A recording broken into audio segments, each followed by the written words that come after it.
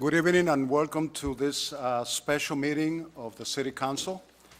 As you are aware from the last meeting, we decided to conduct a special meeting tonight in order to follow up on the work that we left undone at the last Tuesday meeting. And I'm, again, happy as usual to see so many people here. It is wonderful. And thank you for your participation in these public meetings that are so important to our city. I would like to ask everyone to stand up. We're going to have a moment of silent meditation.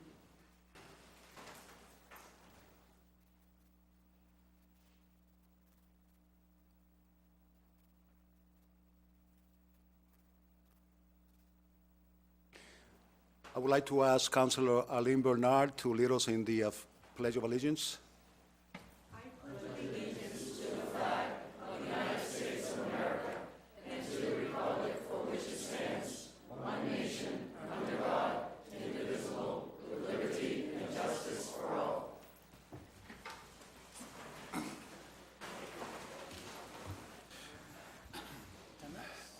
Yes, attendance, please. Council Vasquez. Present. Council LaPlante. Here. Council Toomey. Here. Council Reyes. Present. Council Almonte. Council Aquino. Council Bernal. Present. Council Vice President, noted, and Council President Maldonado. Present. I would like to take matters out of order. Item, I'm sorry. Yes. 133. 132, is it 132, 133?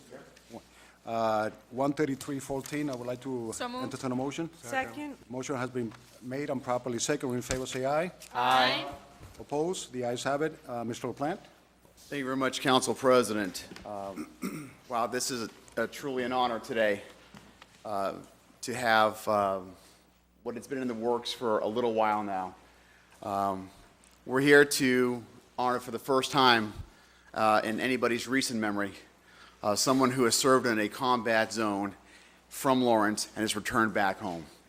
And so I'm going to take a little longer tonight than I plan on doing in the future, only because this is the first time that we're doing it, and I think it's important for us to know where we've come and where we're going to go.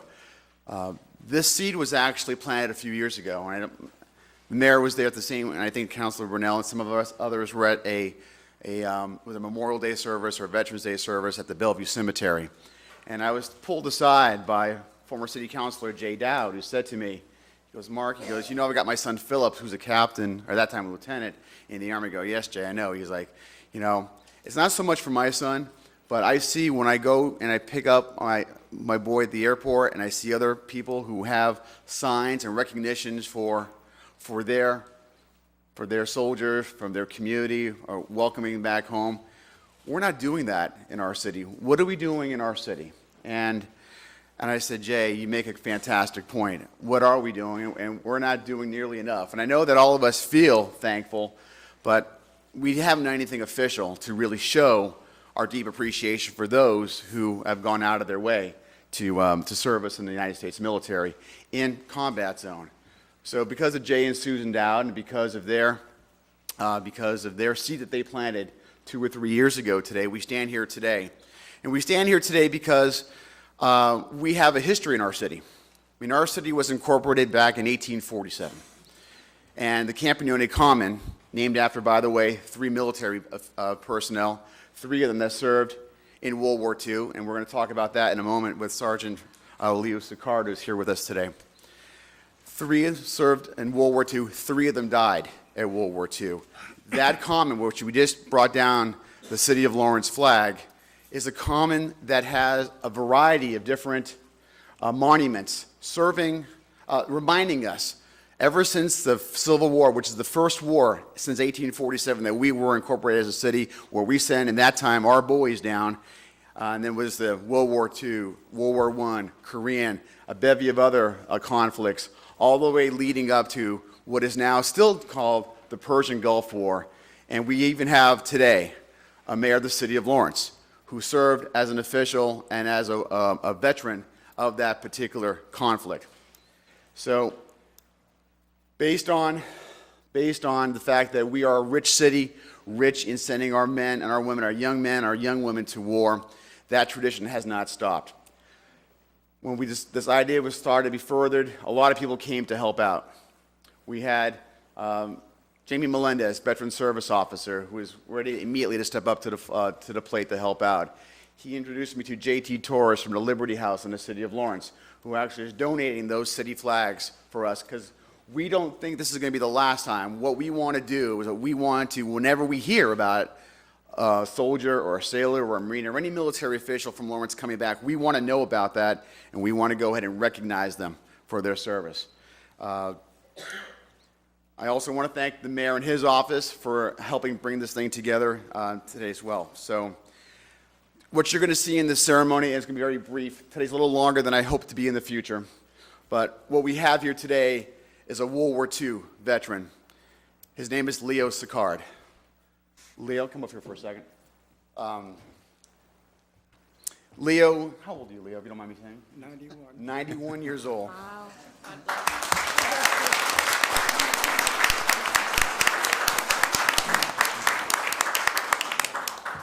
Leo is what is known by Tom Brokaw as being a part of the greatest generation. Served in the 112th Anti-Aircraft Artillery, the Battery Medical Attachment. He was in North Africa serving. He received several medals, including Expert Rifleman, Good Conduct, European, African, and Middle Eastern Campaign, and help me with the French, Leo, the Croix de Guerre? The Croix de Guerre. Thank you, from France. He was a technician 4th class.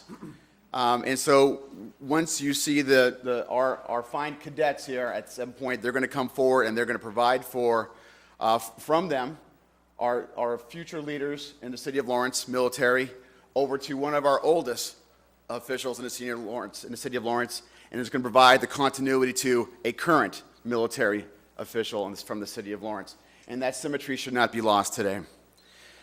We're here because of, and I want to thank you, Leo, and I thank you, and it's a special, I got to take a brief moment here, because of our related ancestry, the whole French-Canadian thing, and my dad and your dad served in the military at the same time. We're good friends, the whole St. Anne's thing, and it went on, and while my dad can't be here today, we lost him several years ago, I know that you're part of that generation. And when I see you, sometimes I see my dad. So I'm glad that you're here. And I pray for him every day. Thanks. Thank you. But we're here because of our returning United States military personnel, Robert Maldonado. Robert, you can say it right here, Leo. Robert was born in 1990. He's from our great city. He enlisted in the Army in April of 2008, graduated from Lawrence High in June of that year.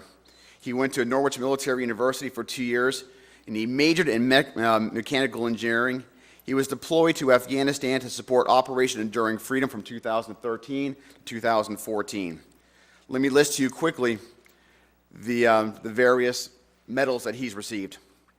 The Army Commendation Medal, the Army Achievement Medal, the Army Reserve Components Achievement Medal, the National Defense Service Medal, the Afghanistan Campaign Medal with the Bronze Star device, the Global War on Terrorism Medal, the Armed Forces Reserve Army Medal with Mobilization Device, the Army NCO Professional Development Ribbon, the Army Service Medal, the Army Overseas Service Medal, the NATO Non-Article 5 Medal, my gosh, it keeps going, the Coast Guard Meritorious Team Commendation Medal. Now, we wouldn't be here if it wasn't for his dad, Robert Maldonado Sr., and he has his family here as well this evening. And I can't help but say that we've got a number of veterans in the room that wanted to support you, Specialist Maldonado, and you can see them. They came here because they heard about your service, and they wanted to be here to support you. So I want to thank you for your service, and I want to turn it over to the mayor. So I guess from one veteran to two other veterans, I'm sure we did this a lot, but we have such a special heart, a place in our heart for World War II veterans because of the great sacrifice they made in holding back tyranny, things that we hardly see today. So, Sergeant Sicard, I just wanted to say, I'm sure you heard it a long time ago, but I'm going to say it again, welcome home. Thank you for your service.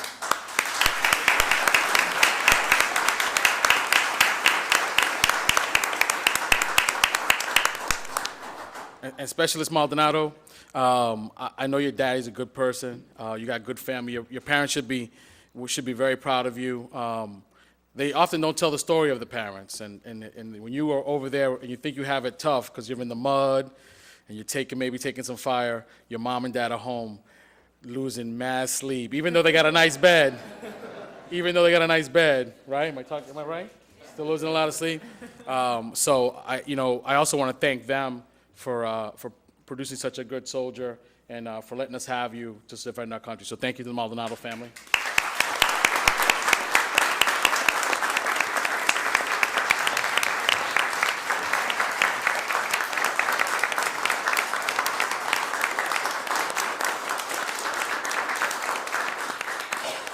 So the last thing I'll say is, and something that soldiers of your generation and my generation should never forget. When World War II people came home, they had ticker tape parades. We all loved them. We named corners after them. Korea happened, same thing. There are Vietnam soldiers that today still have not been welcomed home. When I got home, there's a monument already. And when it was done way before there was even a Vietnam monument. So I would say to you, always remember to thank those Vietnam veterans, especially because they didn't have such as good as we had it when we came home. So thank you and welcome home. Thank you.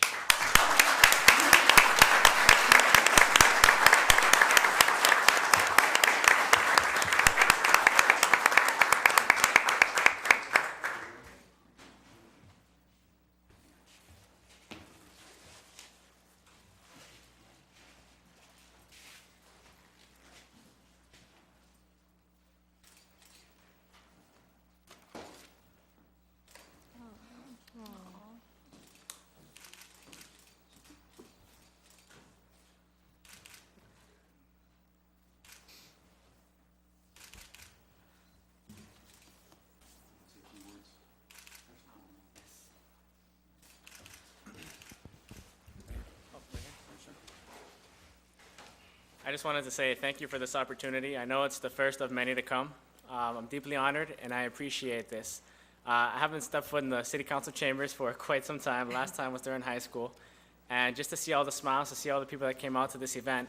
And it was funny today, too. I was driving through South Lawrence, and I saw those road signs with the words, and I saw my name. Like, I stopped in traffic, and I looked at it. And I was like, what does that say?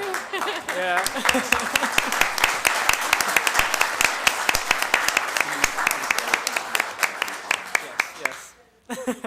So once again, I appreciate everything that you did, and I want to thank everybody for coming out tonight, specifically all the veterans in this room today, ROTC, and what they did today was something that I was not expecting. I wasn't even expecting to do this today, and I know that there's veterans out there still serving from Lawrence that have yet to come back yet, and there's some out there that have returned, so you'll be seeing some more pretty soon, and hopefully we can even get those Vietnam vets that haven't been recognized as well. Yeah. Thank you.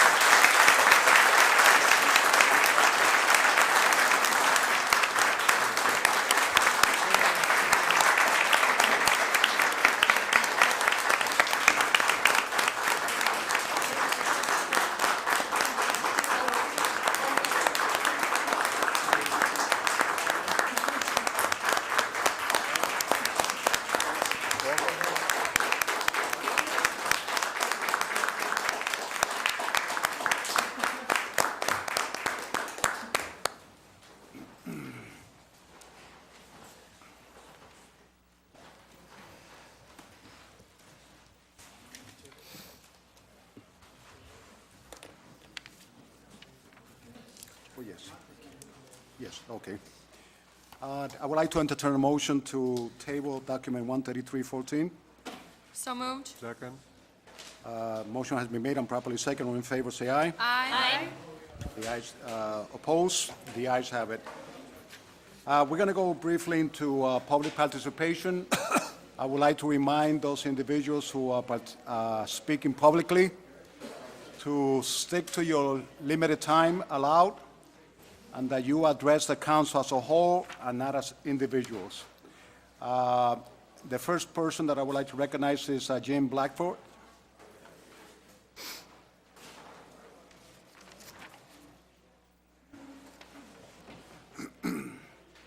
Good evening.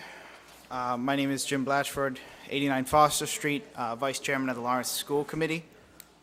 First, I'd like to thank the Mayor's Office, Councilor LaPlante, and all the other councilors involved in recognizing our military veterans and those returning home. I come before you today to speak about the charter amendments that you'll be looking at. As many of you know, the last city election, there were 2 contested school committee races, including the vocational school. And there's been a real lack of interest when it comes to educating our youth here in the city. And I think significant changes need to be made to our charter to make sure that there's either more involvement in the city school committee or at least more of an interest. So with that, I know there are a couple amendments before you. One of them is removing the mayor from the school committee. I disagree wholeheartedly with that. I think the mayor serves an extremely good purpose on our school committee. The last administration chose not to show to a lot of our school committee meetings. In fact, I believe the entire time I was there, the former administration showed up 6 times, and we met monthly, and that was for about 2 years that I served on the school committee with the former mayor. The current mayor, of course, has been to all of our meetings. Granted, there's only been 2, but many, many more to come, I'm sure, with the current administration. That being said, I know there was an amendment talking about possibly making it alternate years, more than 2 years, staggered. My suggestion would be we make it a 4-year term and make it 3 districts instead of 6. So we would have 4-year terms, 3 every 2 years, pretty much, and you would make it 1 South Lawrence district and 2 North Lawrence districts, so that you can get more than just one specific district involved. So possibly there's somebody in District E who thinks that Pat Mariano is a very good representative and doesn't want to run against her, but doesn't think I'm so good, so they can run 2 years against me instead, for example. So that it increases involvement possibly, and that it allows more people to show their interest. I'd be brief. If you do decide to remove the mayor, which I, again, wholeheartedly disagree with, I would suggest, of course, increasing it to 7 members, but increasing the amount of at-large members on the school committee. It used to be all at-large school committee members. We went down to district. Again, it doesn't allow always the same amount of people to be involved. Thank you. Thank you. The next person is Kathy Runge.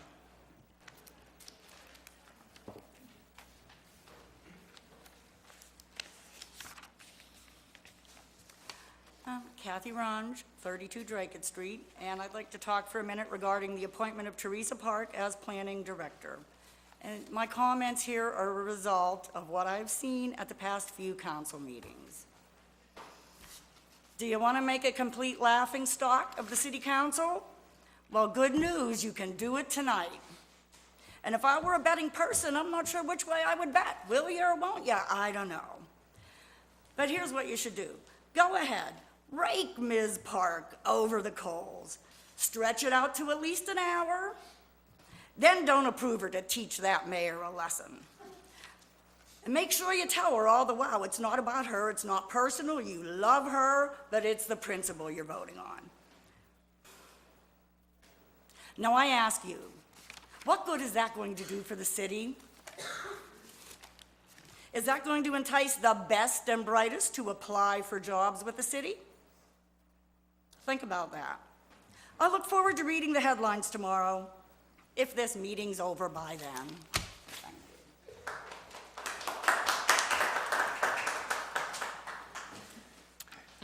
The next person is Mr. Mowley. Good evening, honorable member of the City Council. Mayor Rivera's campaign promise of safe city and safe Lawrence only is possible by you as our elected official and Mayor Rivera administration support of our police officers and their union. Our police department, under the leadership of Honorable Chief Fitzpatrick, have done excellent job to protect our citizens. We as the citizen demand of you and Mayor Rivera support our police department and their senior officer union. Our citizens are witnessing the best leadership for DPW. Our hard-working DPW workers, they need your support in their union negotiation. Our public school, with the leadership of Honorable Superintendent Raleigh, has moved forward. Our teachers, after 3 years, they have contract. The teachers, such as Mr. Mendez, on medical leave, a symbol of the best community servant and volunteer work in our city. Our city has been proven to be the best firefighters in the whole Commonwealth. Our firefighters demand your support. Mayor Rivera's progress report of the first 5 months in this office has been a teacher's contract, appointment of best leadership of DPW director, but a lot needs to be done. We need support of the police department and the union. You, the remaining of 15 months of your service in our office, need to be voice of our citizen. You need to be voice of our we as the people elected you to the power from District A to District F. We be the voice of our citizen and do not approve anything comes from Mr. Rivera. Thank you.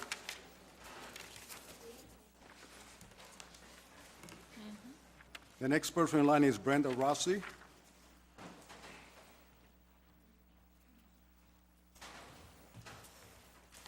Hi, my name is Brenda Rossi, and I live at 127 Chester Street.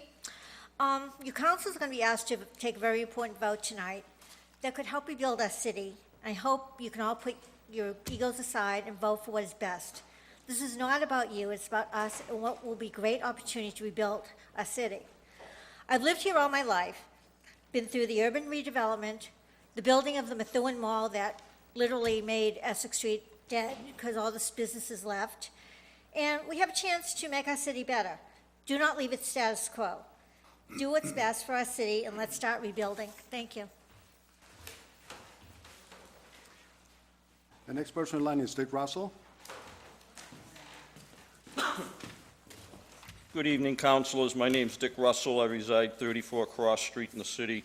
I want to preface my comments with the quote from Harry S. Truman as tonight's rantings are directed towards you, the Lawrence City Council. Harry S. Truman said, if you can't stand the heat, get out of the kitchen. Quite frankly, there's some of you, in my humble opinion, that would not make it as short order cooks. Last week's council meeting was one of the biggest fiascos of a council meeting that I can remember in my 4 years of attending council meetings. I have had the pleasure of having a colonoscopy without painkillers. That was less painful than last Tuesday's council meeting. In a discussion and vote that should have taken all of 5 minutes on the changing of a name of a council subcommittee, you people managed to drag it out almost an hour. I hadn't realized that, unbeknownst to us, the citizens of Lawrence, that the council had appointed several individuals as experts in semantics who showed their expertise in promptly nitpicking various phrases and parsing words that were brought up in discussions. I usually enjoy attending council meetings, but after 3 hours, I had had enough. When I got home, I turned on Channel 22 to see if the meeting had mercifully ended, but no, it only continued, but it hit a new low. I got to witness the continued crucifixion of John Asensi in his appointment as the permanent head of the city's DPW. Why worry about his salary? If he's worth the money, pay him. Tonight, Teresa Park's nomination as planning director is up for discussion. Please, don't screw this one up. Just remember, we need her more than she needs us. If you don't vote for her approval, Lawrence will remain the third world hellhole the previous mayor was creating. Also, as for comments in the newspaper attributed to some city councilors about proper procedures not being followed by the mayor on various nominations, please make sure that when you open your mouth on the subject, you have no skeletons in your closet. If you don't like what I have to say, I'm sorry. I have spent more time at council meetings this year than most of the councilors have. I am but one of 77,000 residents in the city. I am but one of 37,000 voters. And I am one person that isn't afraid to play baseball umpire on the city council. I call them like I see them. And quite frankly, I don't see a lot of like what I'm seeing. You, the council, are quite fortunate that there aren't more than a handful of people like us who regularly make comments during public participation that aren't afraid to open their mouth. Thank you for your time. The next person in line is Julia Silverio.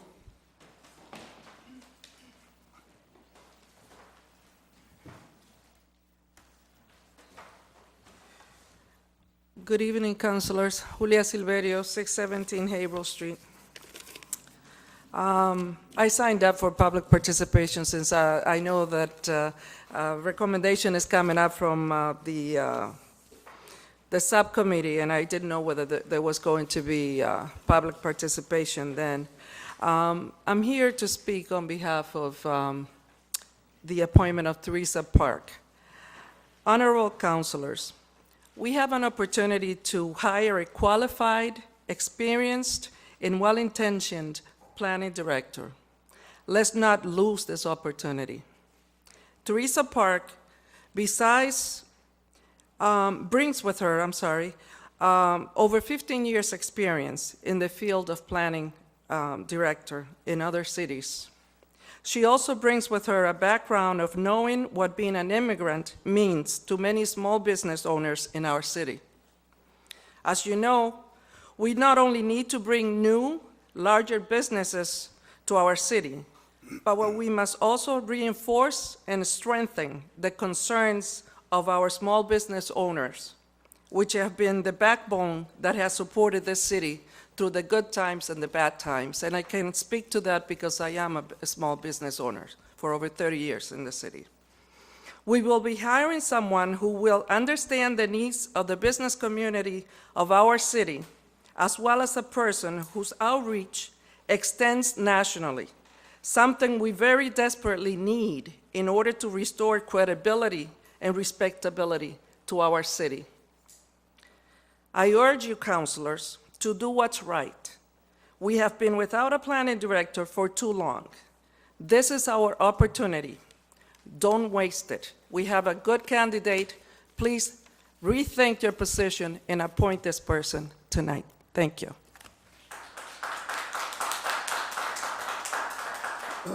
The next person in line is Maggie Church.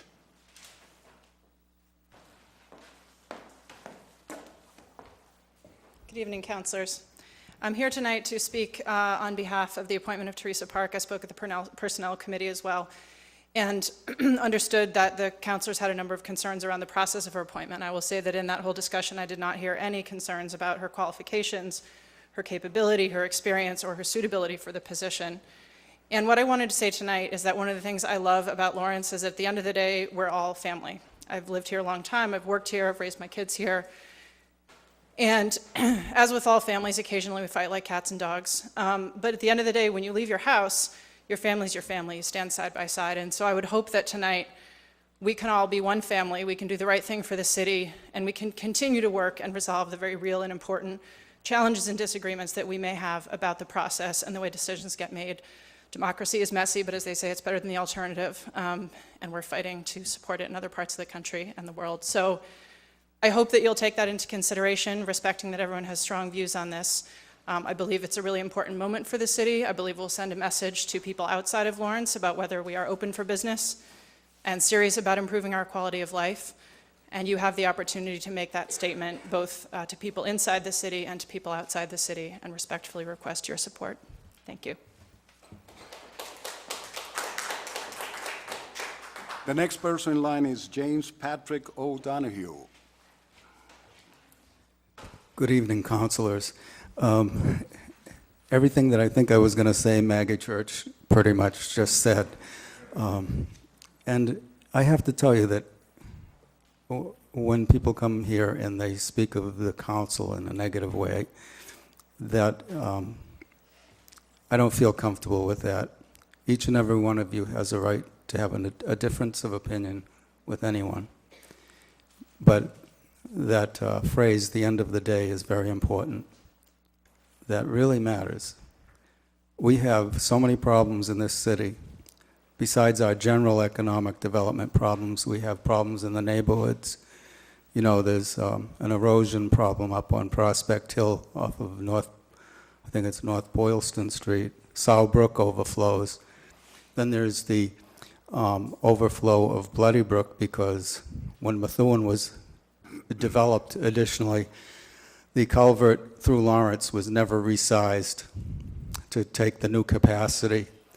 And then you have the spigot overflowing, which never used to overflow as much and flood. You can go into the neighborhoods and, you know, you're talking about people's homes being flooded and damage to their properties. And we need somebody in planning. And it's really critical that you have someone in that position, not in 8 months from now, but now, because by the time the fiscal year comes and the applications have to be in for the rounds of funding and that to get things going at all in the city, whether it's general economic development or in the neighborhoods, it's important that we meet those deadlines. And you all know that Teresa Park is very qualified, and I would hope that whatever went on procedurally can be forgiven in the best interest of the people of Lawrence. And this is all I have to say for now. Thank you. Thank you.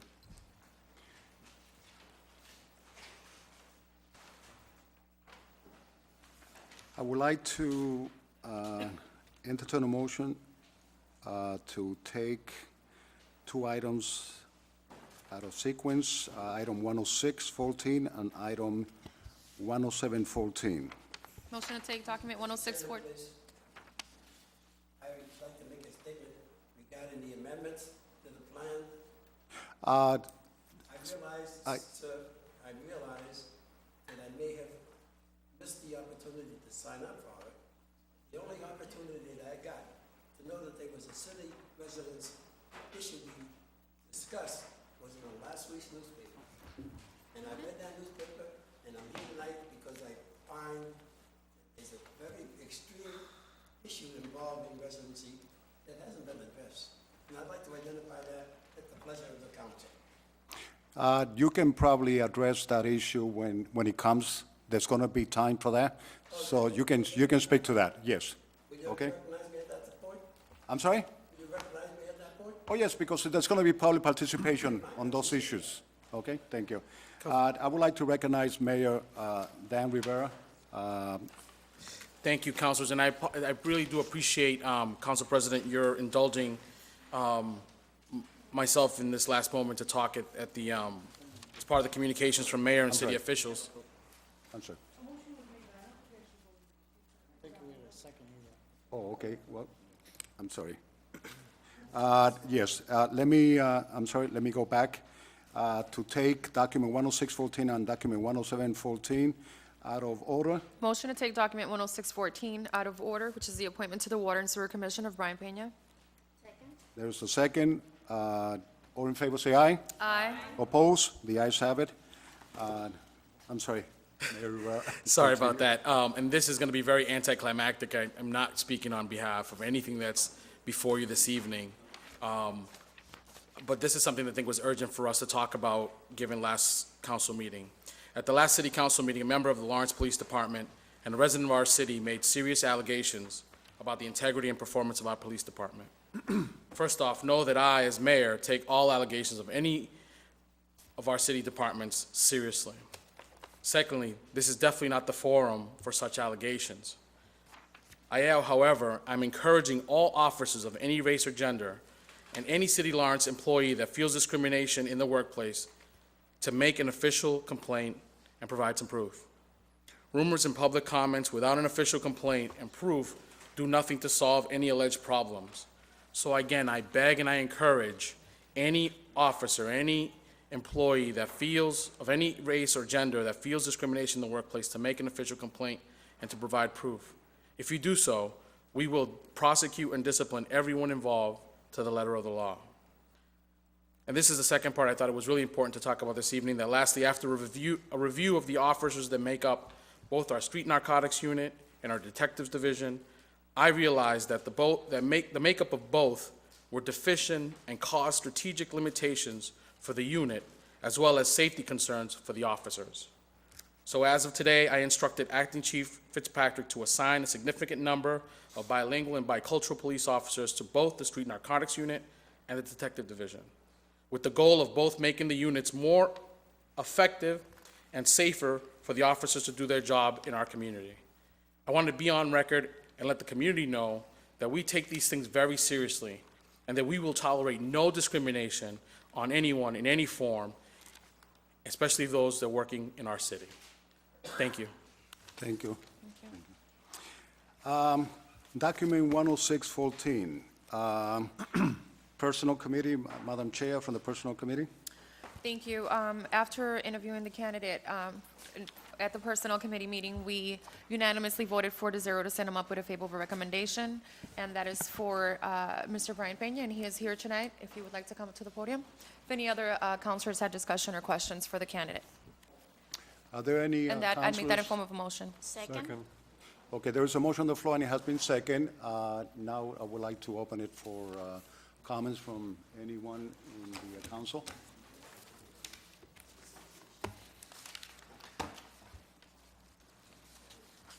Nobody? Okay, if there's none, Mr. Toomey, are you? I know you always have some questions, but none. I have no questions to Okay, this good. gentleman. I did it all at the Personnel Committee level. Okay, then let's vote in favor. All in favor, say aye. Aye. Oppose? The ayes have it. Congratulations. Congratulations. Very much. Congratulations, You're Brian. welcome.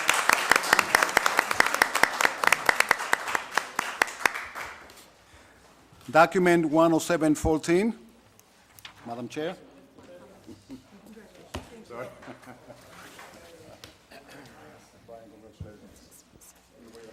Motion to take document 10714 out of order, which is the appointment for Planning Director of Ms. Teresa Park. Second? There's a, I believe that when I requested a motion, I requested for the two documents. But they didn't make it that way. Okay, then there's a motion to take document 10714 out of order. It has been properly second. All in favor, say aye. Aye. Opposed? The ayes have it. Madam Chair of the Personnel Committee. Thank you.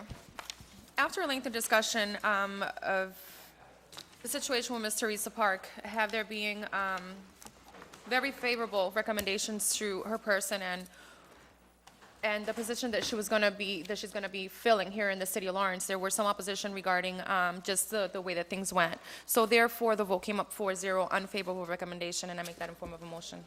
Is There's that a a motion. committee report? I'm sorry? Is As this a committee report? Yes, The that's a committee committee report, it's report. accepted as a committee report, correct? Yes. Second. There's a motion to accept the committee report. It has been properly second. Second. Any, I thought it was 3-1. 3-1. 3-1, sorry. 3-1, yes. Because of Roger, yeah, sorry. This is just to accept the report. To accept the as a committee report, report. yes. Okay, are there any comments on the motion to accept as a committee report? If there is none, all in favor, say aye. Aye. Aye. Oppose? The ayes have it. Council President, I wanted to make a motion to approve the appointment of Planning Director Teresa Parks. Second. There's a motion on the floor to approve the appointment of Teresa Park. It has been properly second. Discussion? Discussion. Yes, Roger. Thank you very much, Mr. President. I have to go back to the Personnel Committee meeting when we interviewed Mrs. Parks. I was the one that voted not to send us up with a negative recommendation. I was the only one out of the group that did that. And the reason I did that was during the day, I think it was the day before, I had a phone call from the mayor. We talked about Mrs. Parks coming on board. And I mentioned to him how I didn't think it was right that she did not follow that he did not follow the proper procedure in sending her name down to the council and forward to personnel for an interview, the normal process that we do use. And he agreed, but he said he wanted to have her on board because she was very good. She was extremely well-versed in planning, and he wanted to have her on board. So I said, well, look, I'll go along with that this time, but I don't want it happen again. He said it wouldn't. So I approved, I go along with that. I don't go along with the fact that we don't follow the process. I want to see the process followed. It was set forth for a reason, And the mayor, again, did, at our subcommittee meeting, apologize to us, and I accepted that.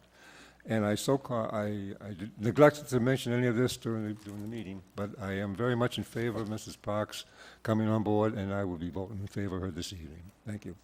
Okay. Anybody else? Thank you, Council President. I did watch the personnel meeting, and I was very impressed with the qualifications that Mrs. Park presented at that night. The issue of process was raised, and I think that's a really fair and valid concern. I think more of a mistake was made, and I would call that a rookie mistake. I don't think it was done out of malice. I think it was done with the best interest of the city at heart, that we have this vacancy that has been open for a substantial amount of time, to bring someone in the interim, to get that process going, but it was a mistake nonetheless, and it shouldn't have happened. And I agree with Councilor Toomey, his analysis, that it's something that I can overlook if I know that that's not what's going to be the norm. I do think the candidate that I saw was an excellent candidate, and I think that the criteria that she meets for the job qualifications are exceptional. And I think if we're looking at this candidate is, would this nomination be in the long-term best interest of our city? I feel very comfortable answering that question, yes, and I will be supporting her nomination tonight for that reason. Anybody else? Councilor Reyes? Thank you. I was not in the personnel committee, as all you know. And what I hear tonight, and even at the meeting, we're not discussing about her qualification, right? So I think the process, and he admitted, and he said, yeah, this is going to be the last time. And I believe him that probably this is going to be the last time. I don't even feel like we should interview someone who is overqualified for the city. And I want to leave this very clear to everybody, because I've been receiving a lot of phone calls from both sides. Because as everybody knows, we have a city that is dividing into two sides. Whether we want to accept that or not, this is how it is. But most of the people who was calling, they're not concerning about her qualification, they are concerning about the money. And if everybody is agree, I would like her to stand up and we can just try to make a deal with her, if we can call it that way. Not a person who is qualified, but if she accepted $80,000 instead of $75,000 for 2 months, and then they can send her name down, we can reorganize it, we can do all the process again. I think that should be fair for us just to be in one part of the side. I just hate to see someone leave like her, and not to say yes to a person who is overqualified, like we say, because it sounds like it, what are we doing here? So we're gonna let someone who is overqualified, but let's see if she is agreed to accept that, even though it's coming from me, not from the mayor. I don't know how you guys feel about that. Well, obviously, there's a motion on the floor, and we need to deal with that motion first. Mr. Vasquez. Thank you, Mr. President. I think that it will be better first to clarify the motion and probably ask the author of the motion. Councilor Bernal, are you asking for us to approve the position as is listed, as it was listed? Basically, the title, Planning Director, the department for the Planning Department, for the pay grade between $70,000 to $80,000 per year, union, non-union exempt. Is that specifically what you're requesting for the vote tonight? Is that your motion? My motion is to accept the nomination of Teresa Parks as the planning director, as the position was posted. And I know there was issues with regards to the use of stipends, which is a tool that the mayor does have access to. There's nothing outside of the ordinances or the charter that does not permit that. That's not part of the motion, either pro or con. The motion is to accept her nomination as presented. Okay. So as presented, meaning the salary that we are basically approving will be between $70,000 to $80,000 per year. I personally, similar to Councilor Reyes, I think that this is very acceptable. I know that the budget will be coming before us within 2 months. We will be approving a budget very soon, And I know that there was a lot of discussion with the requalification of the departments, and I think that that's a discussion that should happen by that time, and we should vote on the salary that is presented, that has been presented to us, and similar to the vote, or to the suggestion offered by And to Councilor clarify, Reyes. The motion presented to us wasn't with regard to the access to stipends. I don't think we control access to stipends. I'm not putting any kind of prohibition on accessing stipends, so I just want to be really clear on that. My motion was strictly to appoint the planning director as presented. That would not in any way require or prohibit the use of stipends. So, I just have one more question. So if we approve it as 75, so where can that happen then? He's going to be able to do the stipend? Because we can't prohibit him to use don't the have money, right? I do not believe that we as a body have the ability to No, stop no, the mayor from using stipends. I mean, No. we sit at ordinance committee, that secretary that's taking our minutes is getting a stipend. We don't have the ability to stop that, and when people do work outside their pay grade, that's what stipends are for. It's a long-established tool. That's not the question presented. The question presented is Teresa Park the appropriate candidate for the planning director? And that's what I made a motion to support. And I agree with you. I think that she's a great candidate. I don't want to lose a person like her. But if we can work with that part, the same way that we all come and we have constituents who call every single time we have an issue like that, or when we're gonna be taking a special vote like tonight, because I know that we have to be thinking what is best for the city. And I think, it's no doubt that she's gonna be best for the city, but how we can make this out? Is there any way that we can make this out, like we don't let her go? Vote yes, and she won't leave. Well, yes, yes, no, I know to vote, to. Anybody else? Yes. I think if through you, Mr. President, will it be okay to call probably Director of Personnel, Mr. Frank Bonnet? Sure. And, Go ahead. and asking about the specifications of the salary. I know that in the personnel subcommittee, we had discussed $75,000 plus a stipend. Or probably the question might not be necessarily addressed to you. It could be someone from the mayor's office. If instead of doing the $75,000, could we just go ahead and do the $80,000 and have the mayor agree not to do the stipend? Frank Bonet, 33 Dartmouth Street, Lawrence, Massachusetts, Personal Director for the City of Lawrence. I hear your question. I just want to say three things. You're not voting on the stipend. You're not voting on the salary. It's over. The salary has been established by the council in 2005. There's a salary range in which there's specific rules of how far up the salary we can go.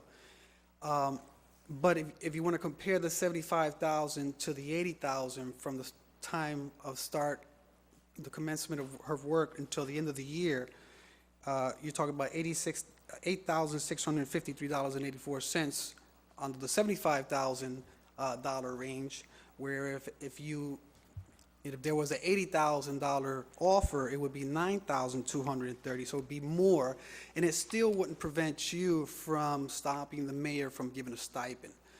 But at the same time, personally, or as a personnel director, or maybe just as a fan of government, I think that there may be, or it could be seen as some crossover between the legislative, executive, and administrative, groups of the city where, you're sitting here. I'm trying to say this in a nice way because I don't want to be defensive, but I got to say it the way, you're sitting here negotiating with an employee. It's going to make it difficult on my office, and it's the personnel, mayor's office, and the city attorneys with input from them towards the mayors, what they can do, what they can't do. And so everything that has been brought to the Personnel Committee last week, it's in the administrative code. It applies to every employee as the applications of the provision states in there. So he's using the tools of the administrative code under the charter to select, you know, his choice, whether he headhunted or not, you know, that's the choice. So, you know, I come with the message of, you're voting for a $75,000 planning director, Okay. period. If you decide that you can, you believe that this council can change that salary, I would caution, maybe even ask that you ask the city attorney, because I think in order to waive or change that ordinance, or the rule of the ordinance that says no one can come in past the midpoint of the salary range, I think there has to be some sort of public participation or some sort of a public hearing to change that or waive that. I'm not sure, I'm not quite sure. Okay. Yeah, any other question for? And I think that clarifies a lot of my concerns, and I appreciate you, Mr. Burnett. Thank you. Anybody else? Yes, Nika. Mr. Bonet, through you, Yes, Mr. President. yes. I just need to get certain things clarified because I've spoken to pros and cons, and I'm hearing different issues with respect to the process. Now, let me ask you, how many people were interviewed for this position? She's the only one that applied. She's the only one that applied? Yes, yes. Because I had heard that there were 4 people who were interviewed, and she turned out to be... No, there were 4 Shining. for the Water and Sewer Commissioner's position, but she was the Okay. lone candidate for this. So there was no... No other candidates. Okay. She was the only applicant. Mr. Bonet, what was the, did she herself, Ms. Parks, have a interview? Not with my office. Under the administrative code, the mayor can select to interview, or he can designate someone, and sometimes it could be a committee, but in this case, it was himself who interviewed the candidate, yeah. Okay. So you're saying that our procedure is that the mayor could interview or not? It's not mandatory that there be an interview? He could just say... If I can just read something very quickly. Here it is. This is the Administrative Code, Section 4, Paragraph 6.4D. It says, interview and selection. The appointing authority or designee shall interview all applicants certified who indicate an interest in the position. The appointing authority shall document the reasons for selection or non-selection. So he can do it, or he can choose a committee to do so, to do the interviewing and provide him with a recommendation. It's been done with this current mayor, and it's been done with other former mayors, where they either interview by themselves, or they say, Frank, we need a committee, and here are my individuals for the committee, and this is who I want interviewing. Mhm. Okay. Now, you're saying that even the appointment of Ms. Parks would be at the $75,000, the beginning of the range? The beginning of the range is 70,000. It's 70,000? 70 to 80,000, correct. And the compensation plan that The was. range is 70 to 80,000, not that the start is 70 to 80,000? No, the start is 70,000 under the compensation plan approved in 2005 by the city council, and it has language in which it says that every new employee, for the fairness of every employee that has been here for years, but every new employee shall begin at the lower first quadrant of that salary range. We talked about it in the personnel. I explained what the quadrants were. Between 70 and 80,000, the first quadrant being from 70 to 72.5, the second being from 72.5 to 75, 75 to 77.5, and then from 77.5 to 800. So those are 4 quadrants. And the language states that an individual would have to come in that first quadrant unless the department head who that position falls under, in this case, it would be the mayor, because this position reports to the mayor, request from the Personnel Department that because the individual has exceptional qualifications, that they be brought in at the mid-range. But it says that the person cannot pass the mid-range. Coming in as a new hire, they would have to wait 6 months and in a performance evaluation by the department head in order to go even just as far as the third quadrant. And then there's no language at all that talks about the fourth quadrant. So that was something we were saving up for a performance evaluation type joint, compensation performance evaluation, which we're still working on. Hey, before I continue with my questions, I just want to say I don't believe that anybody is overqualified for this job, because there is a great many things that we need to get accomplished, so. Did I say overqualified? I said, No, I thought I said I exceptional. keep hearing that, No, yeah, no, from this one was, different people. I just want to clarify that that's not true, not for this job. No, the language on the compensation plan says exceptional qualifications. Okay.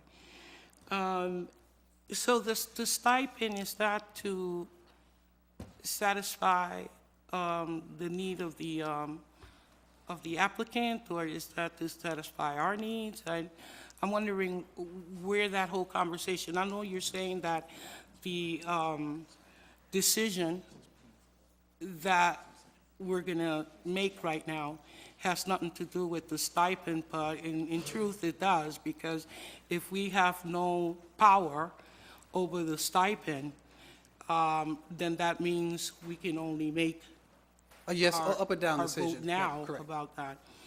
So we need to address it.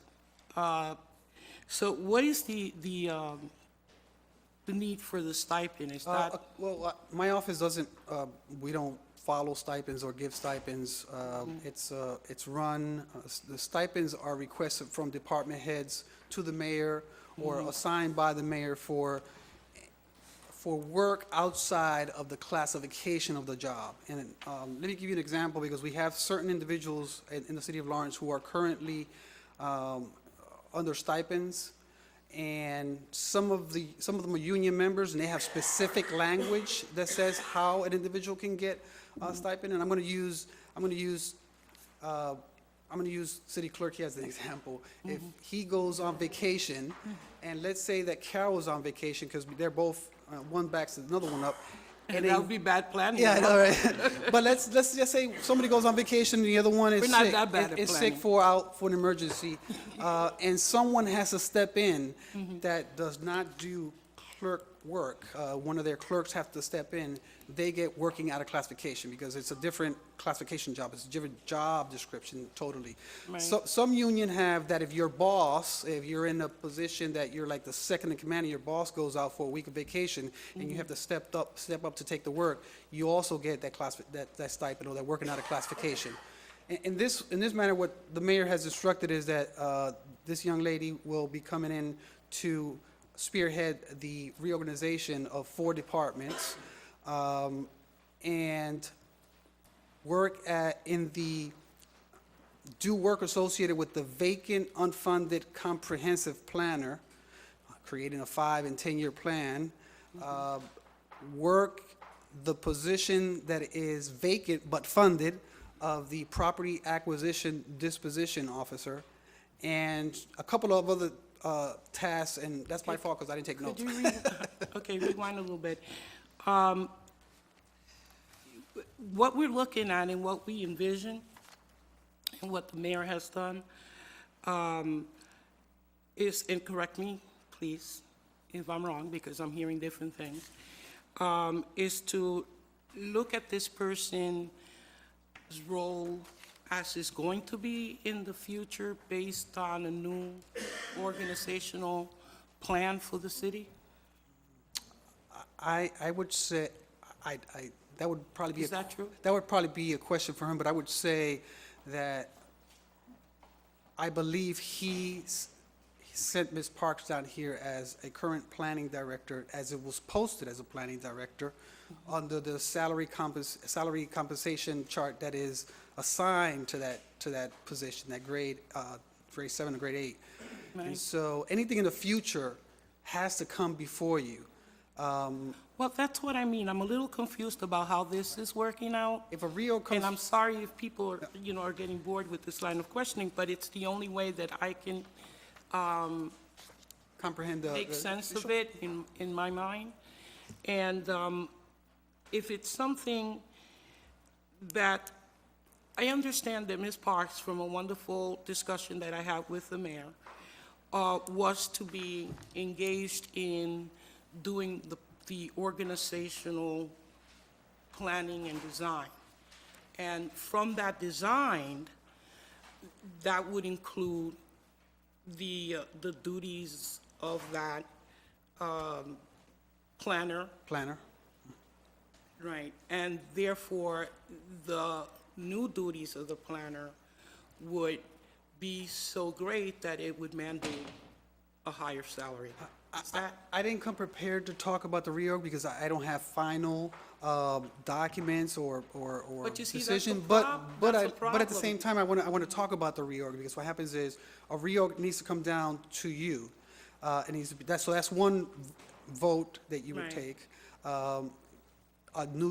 If a new job description is created, then it still needs to come down to you for ordinance. And if a grade is assigned to that job as well, you need to take a vote for that. So that's 3 extra votes of something that if you feel comfortable in the future, because, I mean, right now we're talking about planning director only. Whatever Right, changes. but my understanding is that she will be involved in designing this future organization. So if we're looking at a future organizational design, and there's talk about that, it gets a little confusing in terms of what exactly is it that Ms. Parks will be doing before that organizational plan goes into effect. I mean, it isn't clear Is it to before? me. Before? Before, right. So, is she going to be dealing with actual organizational planning, or the planning, or is she going to be doing organizational design? And is that part of her work what is being considered extra, and why the stipend is being called for? Because if so. I see.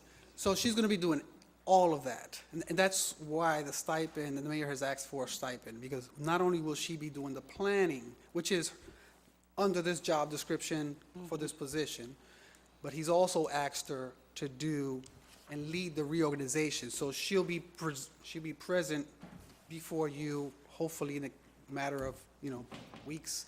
So to how many- present the mayor's proposal on reorganization. Plus, she's doing the comprehensive planner's work and the property acquisition dispositions officer's work, which is, it's been vacant since January, and individuals terminated or discharged for reasons unknown to me. Okay, so if those are all the things that she needs to take care of, I mean, If you hire a property acquisition disposition how planner many right now. hours is she expected to work a week? I mean, what's the planning? So this position is what we call a exempt position. It's a non-union exempt.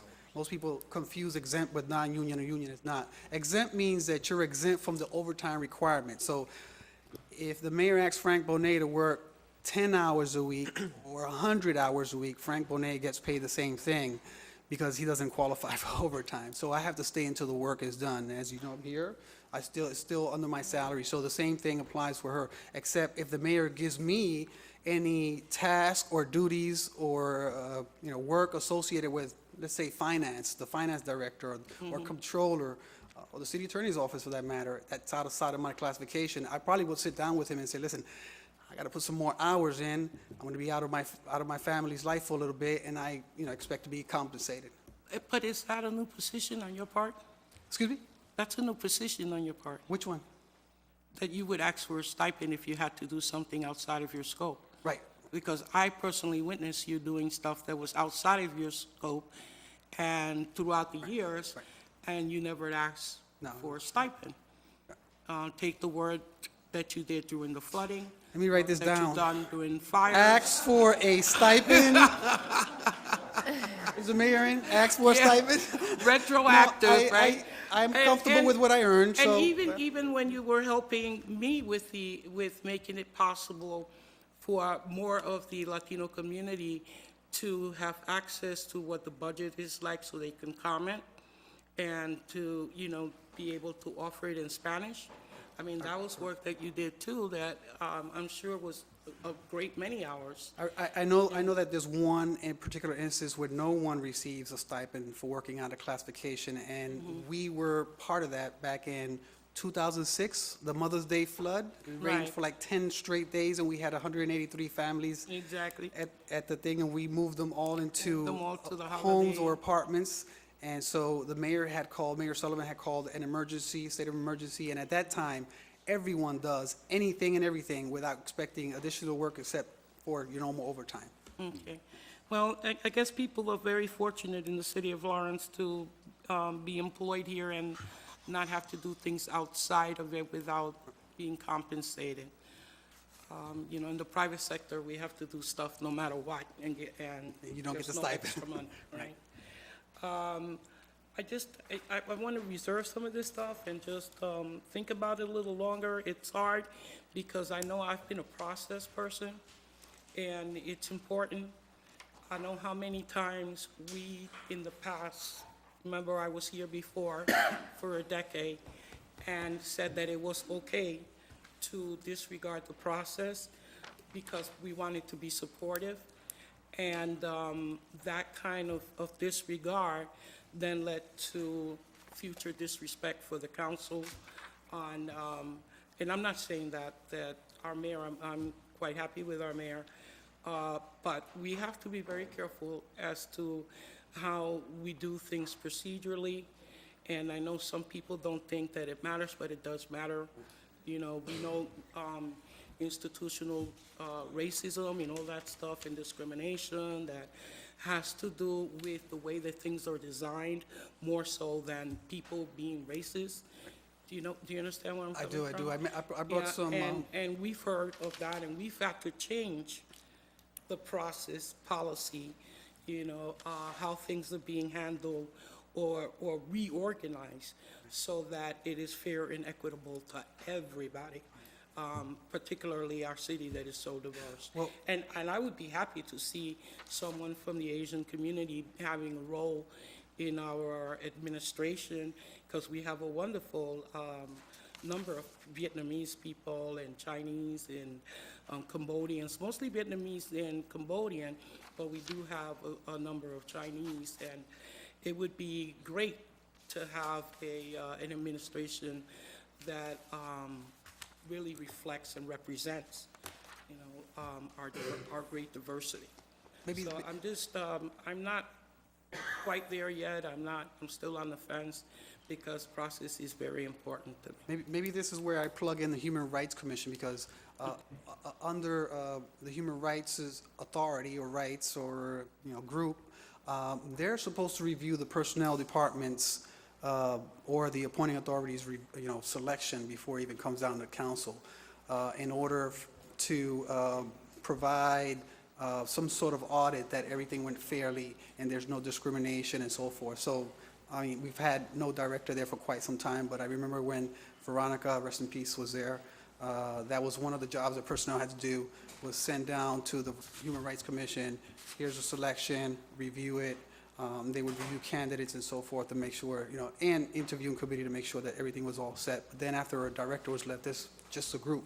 And so that's one of those. And then last week during the personnel committee, I provided some examples of past individuals that were hired prior to coming down here. One that made it down here after 8 years of being in a temporary position. Myself included, when I left and I came back and worked for 3 months before the name being sent down, along with Mr. Blanchett and a number of other individuals. And I think what we do is we read the charter, the administrative code, and it's probably conflicting. So maybe it's something that you need to to look at for the charter review as well. You can do this, and you have to do this, but then somewhere along the line, you can't do them at the same time, and it doesn't say that. It says you can select temporary, you can select provisional, you can select emergency appointment, you can select permanent, you can transfer, you can promote. The appointing authority can do that. And then it says, on the provisions, which I think is paragraph 2.1 of the administrative code, this provision applies to every city employee of the city of Lawrence, except for boards and commissions, school department, and school committee members. And then you have 4.3, I believe, B or A, the appointments to department, which says they have to be sent down to council for confirmation. So I think maybe some language in the new charter and the Well, revisions that Mr. says Bonet, this that- has to happen before this. So that way there's Bonet, no. I think that's a lot of what we've been trying to do. Yeah. Particularly, we're looking at reviewing the charter. I'm not happy because I wasn't at the beginning of the party, so I didn't get a lot of what I wanted to see in it. But the contradictions that you're describing says we're Americans, because the whole United States, when you look at the Constitution and you look at one side of the of our governmental design, it's all contradictions. And, you know, that's exactly what we have here. And we're, if I may say so myself, I think that we're doing a lot by trying to make sure that everything gels, you know, that we can overcome some of those contradictions. But the contradictions are nothing new to this country, because this country is built on all types of contradictions, right? Yes. Thank you. You're welcome. Anybody else? Yes, Councilor Aquino. Thank you, Mr. Chair. I'm part of the personnel committee, and I asked a couple of questions. One of them was to the candidate if she had an interview, and she said no. I don't know if that has changed, but just for your information. My concern about this is the way it was posted. It was an intern posted, nobody else applied, but it was advertised from $70,000 to $80,000. She's not getting $70,000 or $80,000. Maybe somebody else that was. I'm not saying that we have to vote because of she's not qualified, but maybe all the people that were qualified for the job couldn't apply because they might have the same job that she had. $70,000 to $86,000. You're not going to leave a $70,000, $86,000 for a job that is going to pay you $70,000 to $80,000, less than you are getting. We're voting on this, and it's not based on $75,000. We have to make sure that we know that we're voting on this for $98,000. We don't have any authority over the mayor to say no to the stipends. Clear as that. He has the authority, and it's his right. We have to respect that. When she applied for the job, we all have the application. It was handwritten by her. She wrote down that potentially starting the 31st. So she already knew she was gonna get the job. Even the posting was gonna close the 16th. It was advertised to close down the 16th. So she already knew she was gonna get the job. So it's the way we do things. She's an excellent candidate, but don't do wrong things trying to do the right thing. It could have like 10 people applying. If he sends her name, that's what we should care about, her name. No matter how many people are on the list. But it wasn't the way I wanted it to see it. That's all that I have to say today. Thank you. Anybody else? Okay, Mr. Aline Bernard will be coming, okay. Before we take a vote, I would like to put in my few words. This is gonna be probably the toughest decision that we as councilors are going to make tonight for the following reasons. 4 months ago, you and I, we were sworn in. And in that ceremony, we sworn in to uphold the Constitution of the United States, but also we were sworn in to uphold the city charter. We are run by a city charter. We are run by a city charter, which we, as a group, took an oath to support and uphold. To support and uphold the city charter of the city of Lawrence. What is it that we are being asked to do tonight? And I will put it, I think I would like to explain it so that the audience understand what is it that we are being asked to do tonight. When I spoke to the mayor, he explained to me that the reason why he wanted to go with a stipend of $23,000 was because the candidate was going to assume new responsibilities under a new reorganization. So what is it that we are being asked to do? We are being asked to accept a position and vote on a position with a salary of $98,000 based on new responsibilities that requires new job description that have to be approved by the city council, that requires a new reorganization that has to be approved by the city council, and we are being asked to vote on this position the way it is, ignore all those processes, ignore the charter because there are specific requirements of the charter that there have to be a reorganization, that the position have to be rewritten, and that a new salary compensation have to be approved. Basically, this is what we tonight are being asked to do. Now, I took an oath. I took an oath, and I took it very, very seriously. Very seriously. And I would not go back on my oath, okay, and make a decision tonight that is going to violate the city charter. I cannot do that. I will not do that. I took an oath. And again, it hurts me. It really hurts me, okay? It really hurts me. Because here we have a person that is very qualified, okay? We have a person that is very qualified, and I think it would be good for our city, and yet, it could have been done in other ways. It could have been done in other ways. We could have followed the procedure and not put ourselves in this position and put Mrs. Park in the position that she is in. We are being asked to go back on our oath,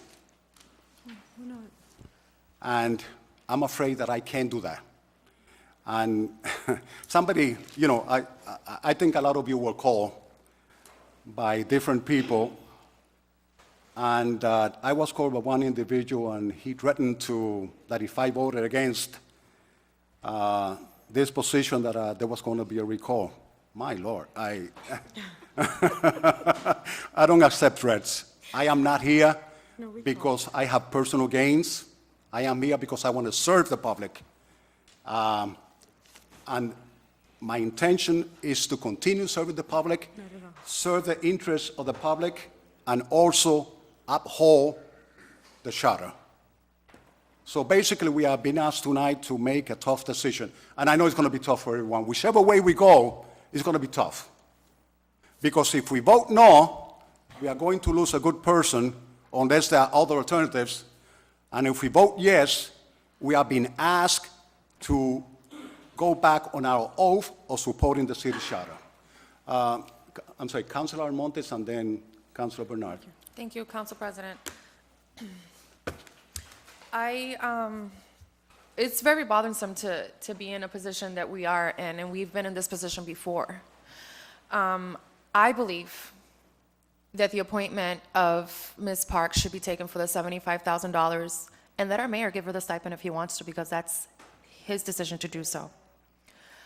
I wouldn't want to lose this candidate over a situation of it being an override from our mayor and CEO that he could do that for the $23,000. And I believe, even though we were given that information of the $23,000 stipend, that the $75,000 is what we would be voting on tonight, and the $23,000 stipend, as he would want to give to her, he could do that. I don't believe that I'm voting on $98,000. I think I'm voting on 75 plus the stipend that the mayor would like to give to her, which is out of our realm and bounds to vote on. So therefore, tonight, I will be supporting Ms. Parks, but I will be supporting her for the $75,000. And if the mayor would like to give her the $23,000 stipend, then that would be all in his power and due process to do so. Thank you. Thank you, Council President. I'm grateful for the extra time. I don't think this decision is easy on people. I do believe that the people at this side of the table think long and hard about the decisions. I don't think anyone votes on a whim. I just want to be really clear, because I do feel strongly in favor of this candidate, but if I felt that my vote violated the charter, I would vote against her. In my heart of hearts, I do not believe that this vote is a violation of the charter. I believe we have a qualified applicant in front of us that meets the criteria of the job description, and that is what we're voting on, up or down. Whether the mayor has the authority to use stipends or not is not what we're voting on. We are voting on a candidate, we're voting her up or down, and that's, I feel very strongly that she's qualified, and I respect the other members of this council, and I respect how you vote, and if you choose to vote differently, but I do believe that there's nothing that violates the charter by voting in favor of this candidate tonight. Thank you. Okay. Is there anybody else? Let me recognize Mr. LaPlante and then Mr. Kendricks. Thank you very much, Council President. You earlier stated that if we vote in favor of this nominee, we would be violating the city charter. What provision would we be violating? By providing additional responsibilities to a person for which the job description doesn't apply, number one, and by providing her with responsibilities that will be required under a new reorganization plan which has not been approved by the City Council. Council President, can you just shed some light as to where in the charter that is? Where in the charter? Where in the Oh, charter? no, that is not in the charter. Those are the words of the mayor. No, I'm sorry, I just want to get some clarification, because it's an important vote. Yes, go ahead. I'm sorry, the mic on. So I thought you mentioned earlier that if we voted in favor of Ms. Parks, we would be voting in violation of the charter.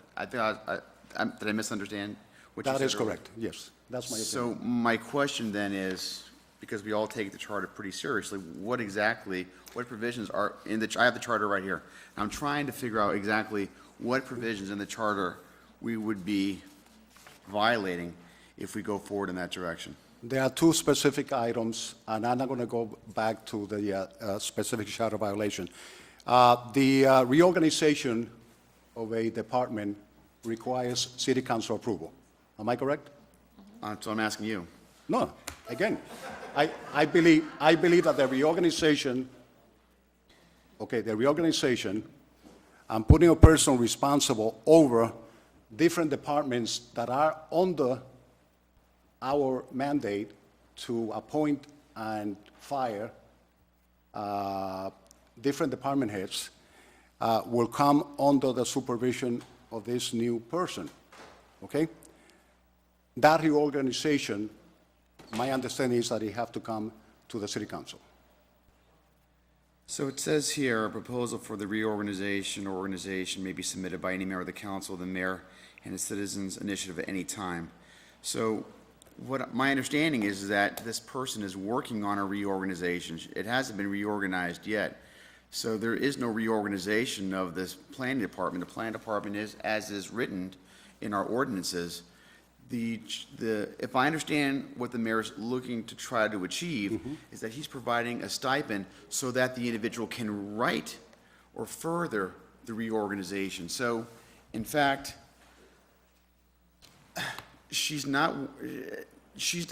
her position has not been reorganized as of today, nor will be reorganized as to tomorrow. They are trying to work on a reorganization, which then we have to approve. So, at this point, I'm feeling comfortable so far that I'm not violating the charter with respect to that provision if I vote in favor of Ms. Park.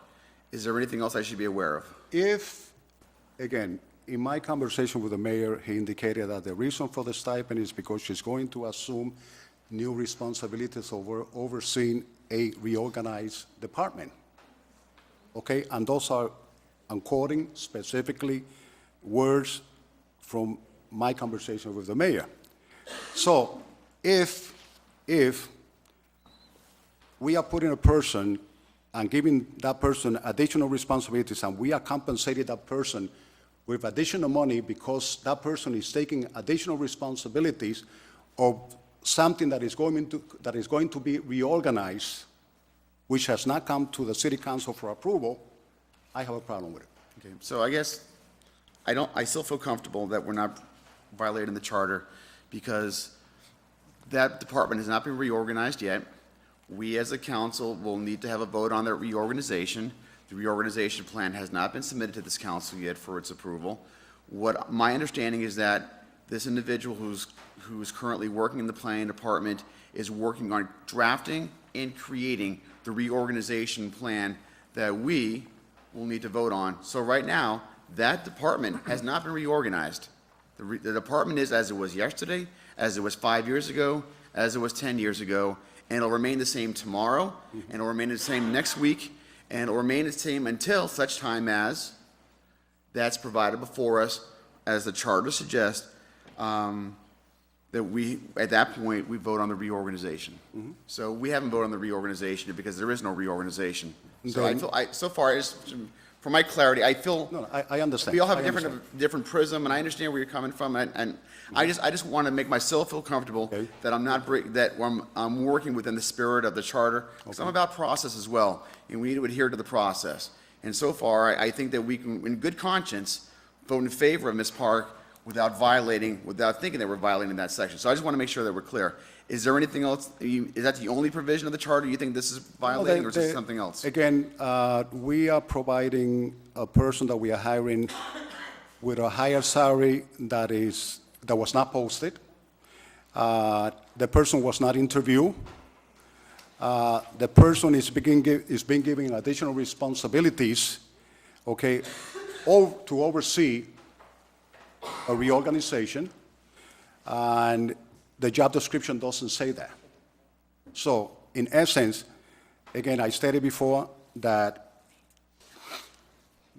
we need to approve a reorganization plan, we need to write a new job description, and we need to post a position again and re-interview in order to follow things properly. I heard tonight that there was one person who applied for the position. I've heard tonight that while the personnel department did not interview, that and I think, someone please correct me if I'm wrong, there had to have been an interview. I mean, there had to have been some interview at some point. Someone doesn't magically come over here and the mayor just doesn't appoint without having at least a conversation. An interview could be a number of different things. Essentially what it is a conversation between two individuals so you understand their strengths, their weaknesses, why they're looking for the job, so there's a comfortability. And I don't know how the mayor could send someone's name down without having the interview. So I'm feeling pretty comfortable that the mayor actually had an interview with the nominee. With respect to the stipend, it's not in our purview. That's already been stated, and I agree with those counselors who talked about the fact that it's a tool, and it's a tool, quite frankly, we should be watching. It's a tool that can be abused, but at this point, I don't get the sense that that tool is being abused, because what this person is doing is the planning department stuff, plus, in addition to that, is working on a reorganization. So working on planning department stuff, plus a reorg. The enticement is the tool was to say, listen, I'm going to bring you in as a provisional, or whatever the proper wordage there, but in addition to that, your normal work right there, I'm going to pay you something extra, which is the mayor's prerogative. We may disagree with that, and I'm hearing that tonight. We may think that's too much. We may think that we shouldn't pay anything at all. You know, something at the end, that's not, you know, we're going to have a budget in a couple of weeks, and we're going to have a chance to take a look at this. And then we can cut at the budget. I don't want to give any ideas here, but we all know what we have here for our tools. But right now, we're not violating those tools. The mayor's got that prerogative. So my sense is that so the stuff that I'm hearing so far, what I want to do is I want to vote with a clear conscience. And your words resonate with me because you've gone through this process. We've worked together for several years now. I've seen how you operate, and you vote out of conviction. You don't vote because you're angry. You don't vote for payback. You vote because you believe in something. So I when do. you say, Always. Council President, that you believe this is a violation of the charter, I want to know exactly where you're coming from because I need to rectify or satisfy my own conscience when I take that vote tonight. So I be- want to thank you I- for I bringing those believe- to our attention. I believe that I was very clear as to how I believe that the city charter is being violated. I believe I made that very clear. Mr. Vasquez. Thank you, Council President. Once we finish with Mr. Vasquez, we are going to take a vote on the motion. Thank you, Mr. President.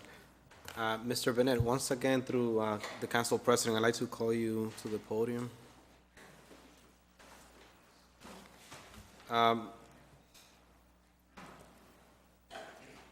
My question is with regards to the stipend. Okay, so it's out of our jurisdiction to be able to control whether or not the mayor decides to give a stipend to any particular employee. So right now, based on what we have heard, he is asking for a $23,000 stipend over a period of 12 months or from the weeks remaining within the fiscal year. Both the salary and the stipends are prorated, so we're talking about, I think there was a 8 weeks? form passed that prorated the salary. I'm not sure, I think it's 18 from, until the 18,750.03. until the end of June for the salary. Stipend, calculating really quick, a little bit over $5,000. So we're talking about about $24,000. For the remaining of the fiscal year. Correct.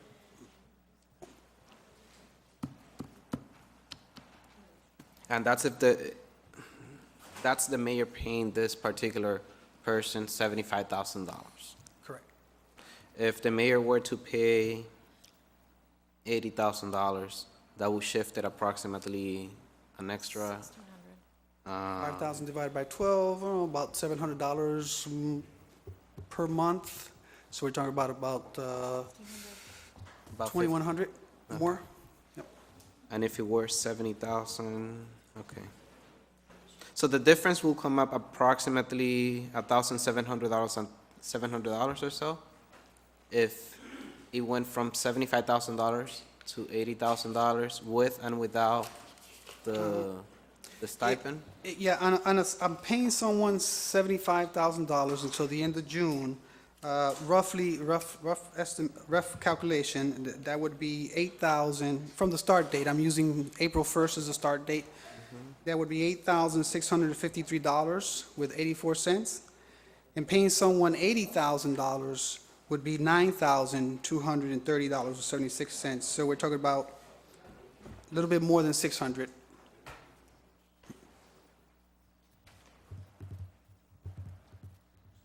Okay. Any other questions? No, Okay. that's it. Thank you, Mr. President. Let's take a vote. All in favor, say aye. Aye. Aye. Oppose? No? Roll call? Yes. Council Vasquez. Yes. Council LaPlante. Yes. Council Toomey. Yes. Council Reyes. Yes. Council Almonte. Yes. Council Aquino. Council Bernal. Yes. Council Vice President Alvarez Rodriguez.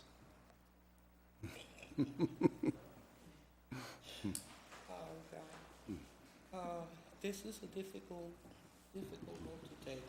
And I was in the swing vote. That was not true. Yes. And Council President.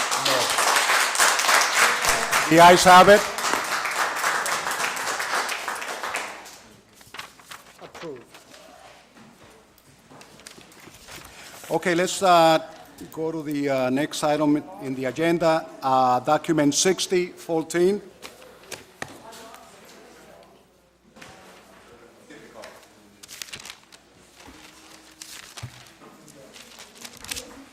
This comes from the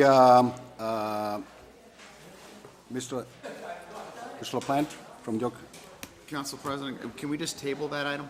I'm sorry? Can we just make a motion to, is that the item, the military one? Oh, no, I'm sorry, my bad. No. Wake up. Thank you. Marblehead, light shines.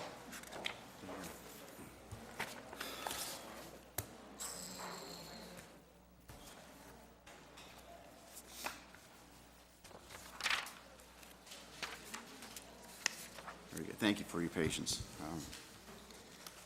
Council President, the Housing Committee voted, by unanimous vote, to request an easement for the city property located by that Malden Mills area to MM Lawrence II Limited Partnership at the Malden Mills Complex. And I make that in the form, and the proper verbiage will be as the private way easement that's listed inside the package. I make that in the form of a motion. Second. The motion has been made and properly second. Any comments or questions? Mr. Tsumi? Just a question. Was there any talk of the city selling the property to these the easements? There has been some discussions regarding the sale of the easement. That question was brought up, I believe, by the council president? Yes, I And did. so, and I think the answer is that something that's on the table, but because of the urgency of the project, they needed to go ahead with this easement because of the time frame. But that's something that's likely to be pursued in the very near future. Correct me if I'm wrong, Mr. Vargas. Sure. Abel Vargas, Business Development Director, City of Lawrence. That is correct. We are in the initial stages of negotiating a sale price on the 3 parcels of land that the folks are requesting easement for. Seems to me a logical thing to do. We tend to agree, but we just need to make sure that we negotiate the correct terms for those parcels of land. And once we do so, we will move forward. Thank you very much. Thank you, Mr. Lawrence. Any other questions? A motion has been made. I'm sorry, go ahead. Thank you, Mr. President. The attorney is here from the project, and I would like it very much if she could just briefly describe what this means to us in the city. Sure. My name is Mariana Jamian. I'm an attorney from Nutter, McLennan, and Fish in Boston. I represent Versa Capital and Lawrence Methuen Properties, which is the owner of a good deal of the remainder of the Malden Mills site. This easement is for the benefit of my client as well as Wind Development. The representatives from Wind Development could not be here tonight. Their council had a family emergency. But the easement is the timing of the easement is necessary for the second phase of Wind Development's residential project to move forward. Phase 1 was completed, and it was 75 units, 1-bedroom, 2-bedroom, and 3-bedroom units in 2 buildings, and 60% of the units are affordable. Phase 2 will be 62 units, also 1, 2, and 3-bedroom 100% affordable units in 4 buildings. And it's approximately 120,000 square feet of housing. Phase 1 was approximately 160,000 square feet of housing. The easement area is shown here. This will be an exclusive easement for Wind Development. This will be a shared easement for Wind Development and Lawrence Methuen Properties, and this will be shared. My client and Wind Development are the only adjacent property owners, as well as Andover, Oregon, and we have agreed to allow Andover, Oregon to have access through the remainder of the right-of-way that we control. The City of Lawrence acquired these parcels in a deed that related to other property, and there was just an omnibus provision that threw in and any other property that grantor owned in the City of Lawrence. And by virtue of owning different parcels earlier, the city then acquired those tiny parcels. It wasn't a specific grant relating to those, and in fact, nobody really knew that the city owned the parcels until we did the title work in connection with the redevelopment of Phase 1 and some of the other parcels in Malden Mills. Thank you, Attorney.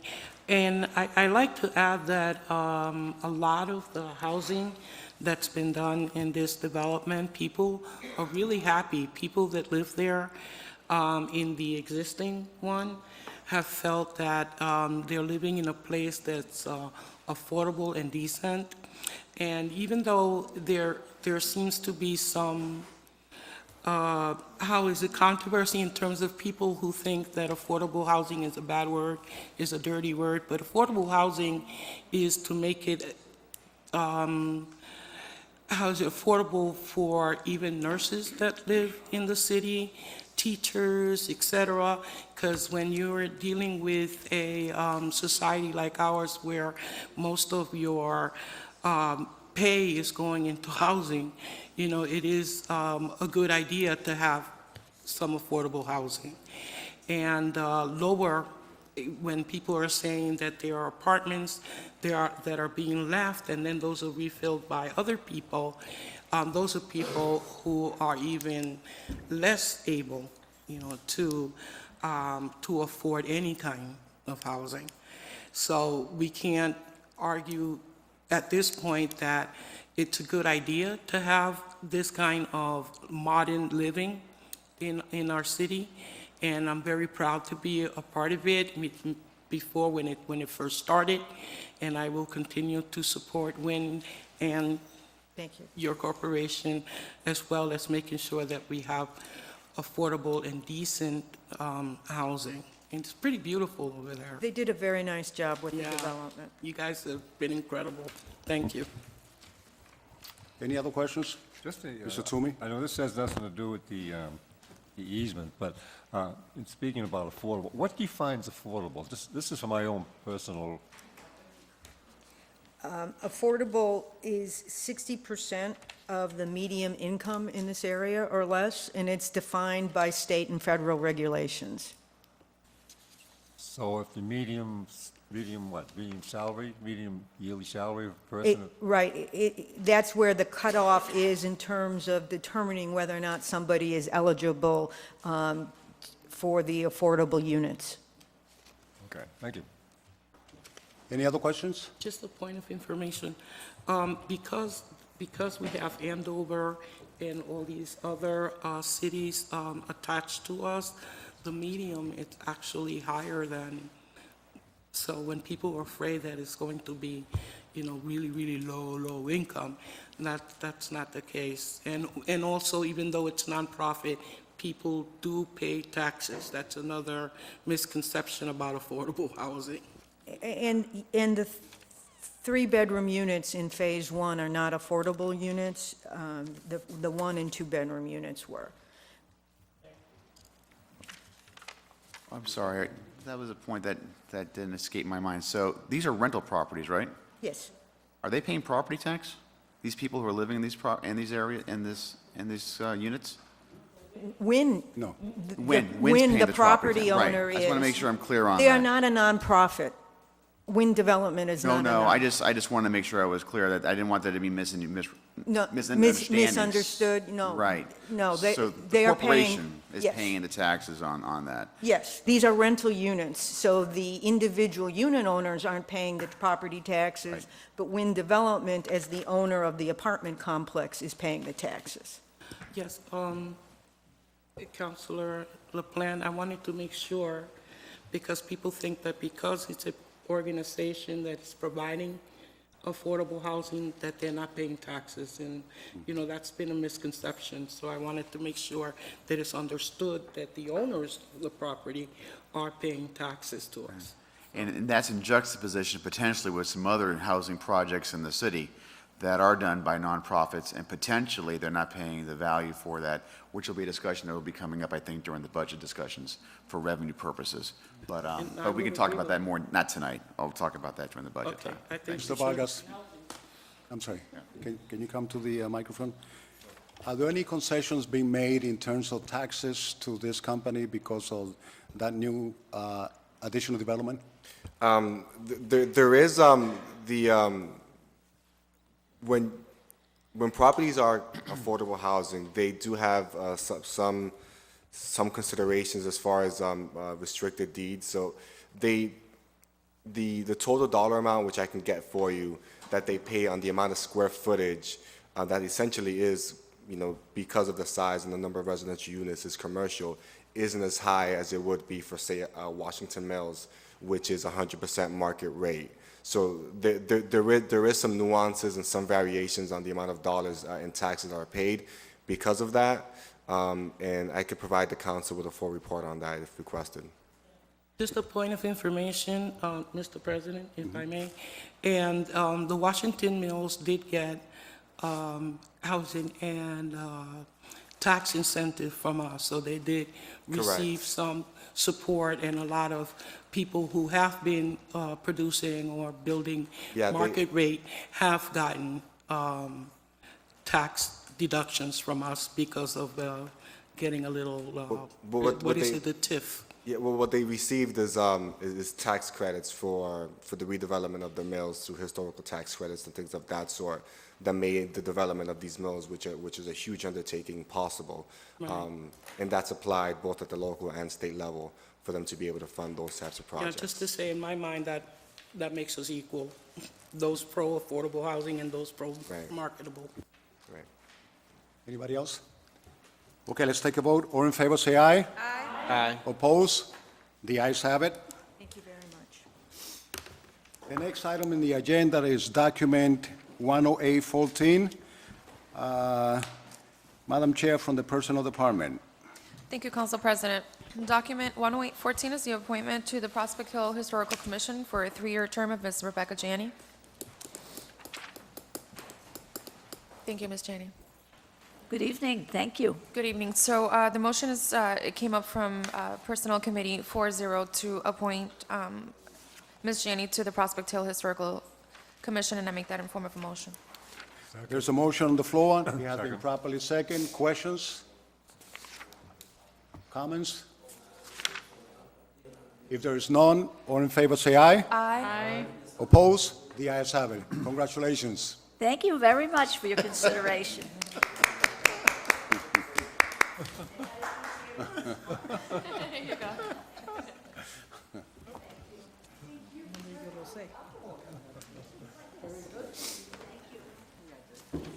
Congratulations. Congratulations. Good luck. Congratulations.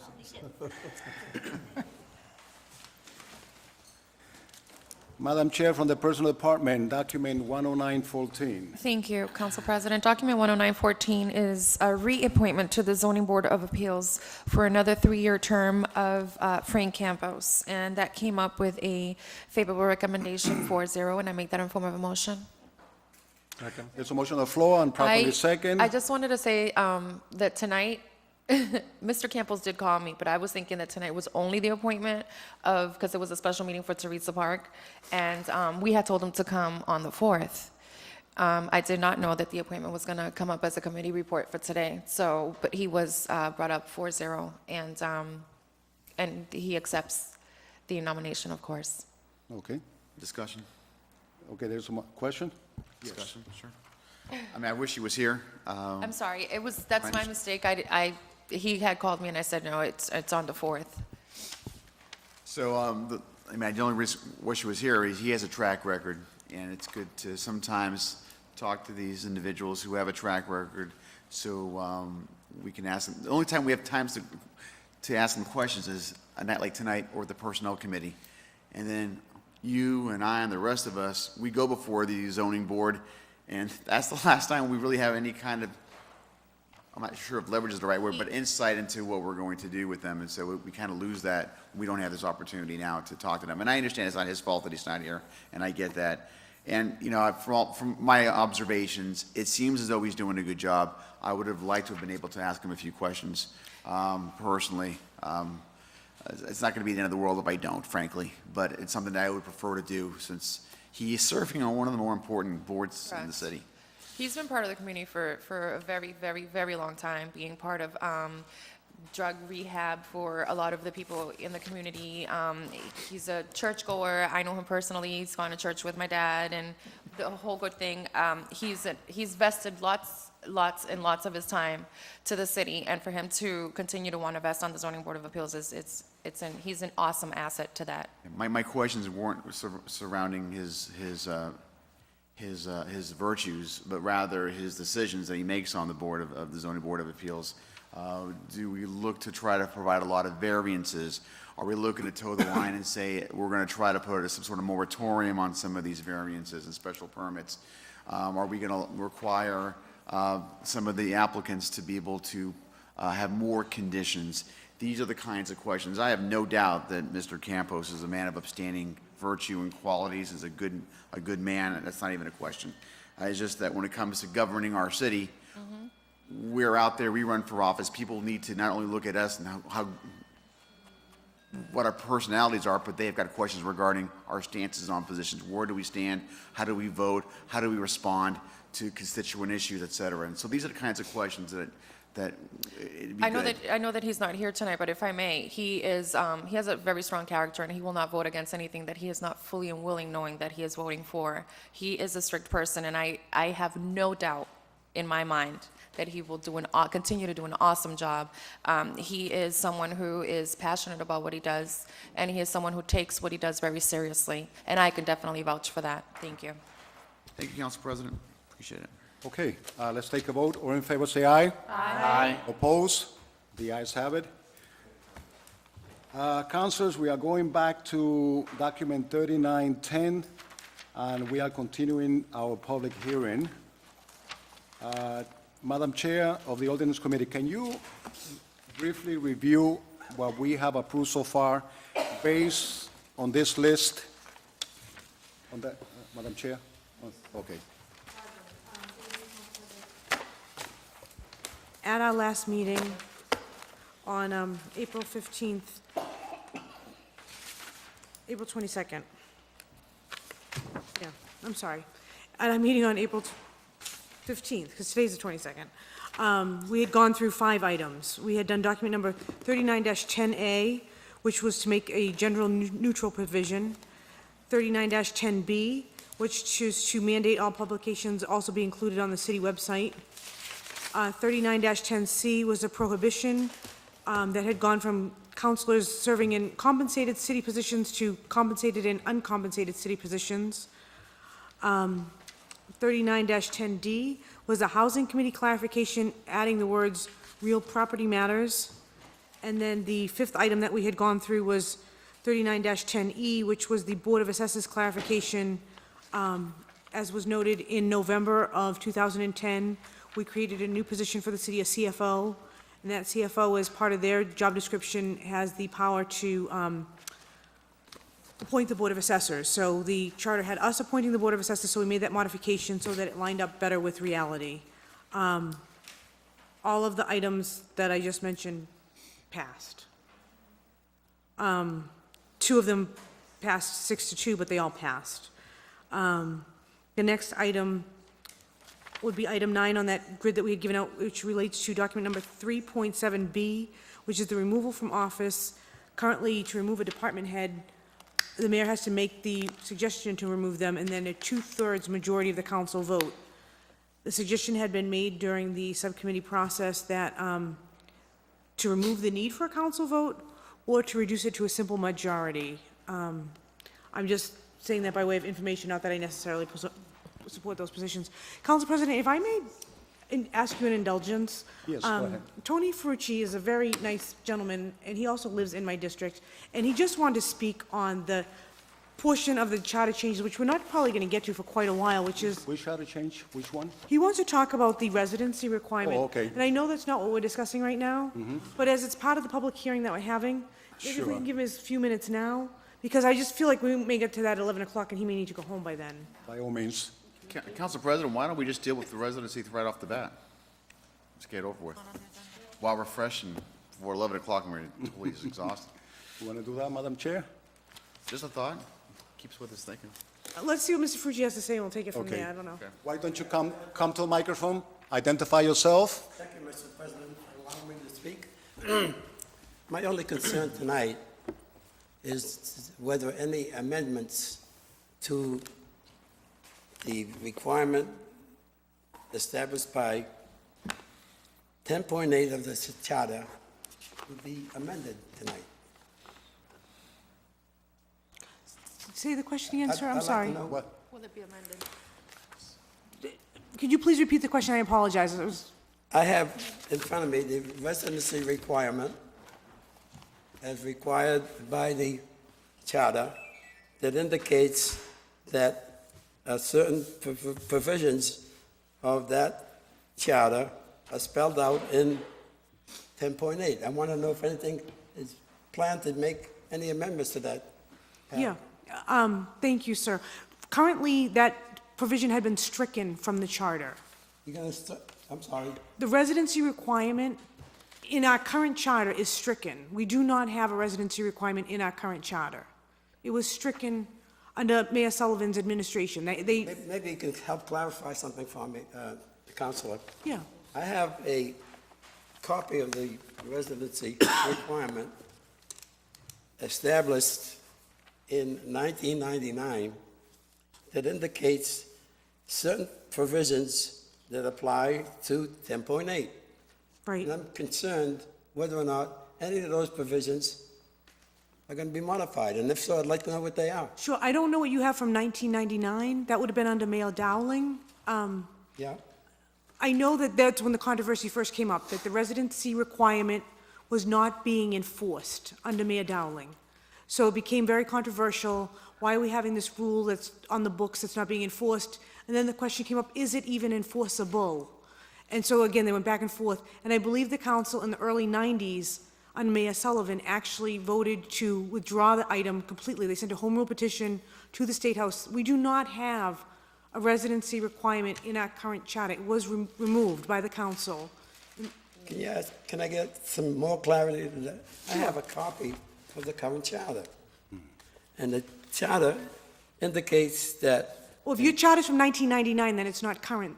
Just with all due respect, Tony.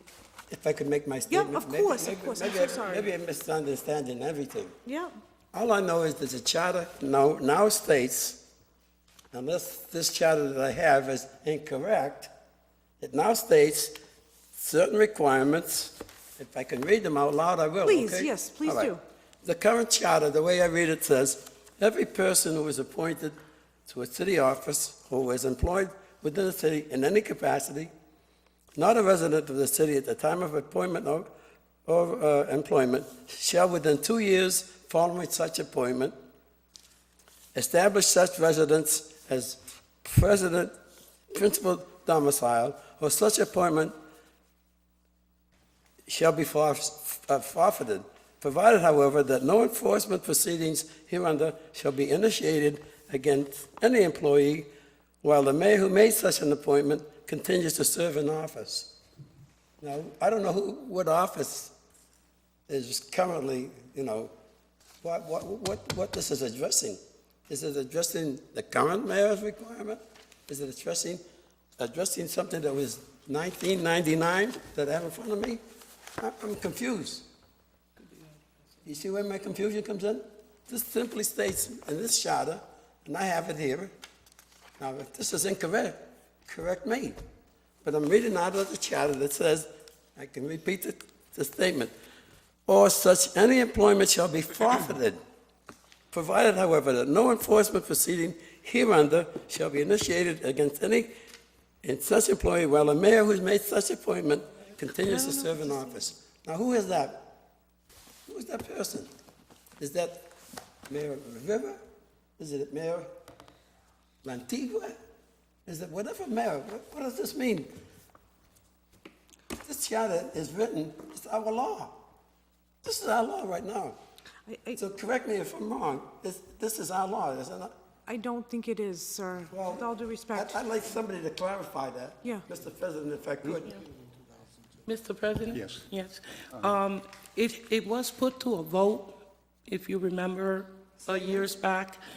You might remember when Julia Silverio was here, and and, right, and Devers and the whole gang.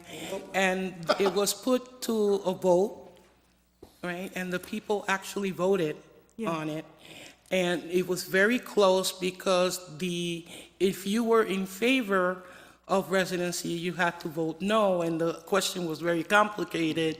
So there was a lot of I appreciate what you hoopla said. around I that. appreciate entirely what you said. And then it was changed. Counselor, I appreciate completely what you're getting at. So what you have there is All I'm wrong. I don't know simply what happened. asking to you, all of you, to clarify to me whether this paragraph 10.8, the way I just read it to you, is that applicable or not? No. Do we have to No. enforce that? Not right now. No, not right now. What tells you or me that it's not enforceable? It's not, can I answer the question, sir? Since, thank you, Counsel, for sharing this with me. I'm reading the notes that the clerk provided us for historical accuracy. It says, Section 10.8 of the Lawrence City Charter was repealed on July 26, 2002. So on July 26, 2002, that section of the charter was repealed. So that's why it does not apply. I have the heading of this charter change, I'm sorry, this charter, there's an act of 1999 that says, Right. this is, So it went into force in 1999, and then in 2002, it was repealed. In 2002, they say... where do I see that repealing? He's going to hand it to you. I'd like to see that. If I see that, then I'm happy. Here's 10.8, you ready? Yeah. 10.8? Right here, 10.8. Okay, now, I have to, thank you, Ms. Platt. Thank you for bringing that up to my attention. I'm very familiar with the charter, thank you. I think I've been involved with this charter for many years, and I think most of you recognize that. At least 4 of you recognize that, okay? And I'm making comments sincerely with my intelligence that I've gained over the years on this subject that I was hoping to pass on to the new charter requirements, whatever changes you folks would want to make. So you're telling me now that anything that I see in front of me that's purportedly a requirement is no longer a requirement. That's right. This doesn't show in this copy that I have. Now, it shows something from Mr. LaPlante that says, oh, this has been repealed, and I don't have that indication. I have a statement here, repealed by ordinance that Mr. LaPlante gave me, dated July 22nd of 2. I see no indication to me as a citizen that this doesn't apply to here. Sure. This is what I see in front of me. Of course. Do you see what I'm I getting at? do, no. Just, we do keep an updated copy of the charter in the city clerk's office as well as in the library and on our website. Anytime there's a change to an ordinance or charter, we try to update it on the website as quickly as possible. And sometimes it's only a few times a year, but it is at least annually. So at least for the last 14 years, that's been on, well, I shouldn't say 14, 12 years. Okay, thank you for that, Counselor. All I'm saying is I have a copy of a charter here, okay? I'm a private citizen. I don't. Of course. These meetings day by day. I do have some insight as to why that paragraph was generated many years ago. I was involved with that paragraph. Yeah. Coming out the way you see it in this book. Yeah. Now, you're telling me what I did so many years ago doesn't apply anymore. I'm interested in that. Why doesn't it apply? You're telling me, Mr. LaPlante, because it was repealed by something, ordinance, July 22nd. I don't have any knowledge of that. Why am I holding on a charter here that is obsolete? Why is this in my hands? I don't know. I'm asking you. That is a good question. We don't have an answer. Why you don't have the copy that is updated? No, that's not what I'm asking you. Why don't, I'm interested in providing information that might be helpful if we did make a change to that charter. Yeah. And you're telling me there's no requirement to make a change. That's all I'm saying. I spent, excuse me. No, I was going to add that I think, what the council's going to debate, may I? The council's going to debate this evening is the discussion about whether or not we're going to reinsert residency back into the charter. Exactly. Thank you. And so that's where we're going. At some point this evening, maybe now, maybe at 11 o'clock, maybe at midnight, we're going to talk about residency, and whether or not we should include this as part of our, charter.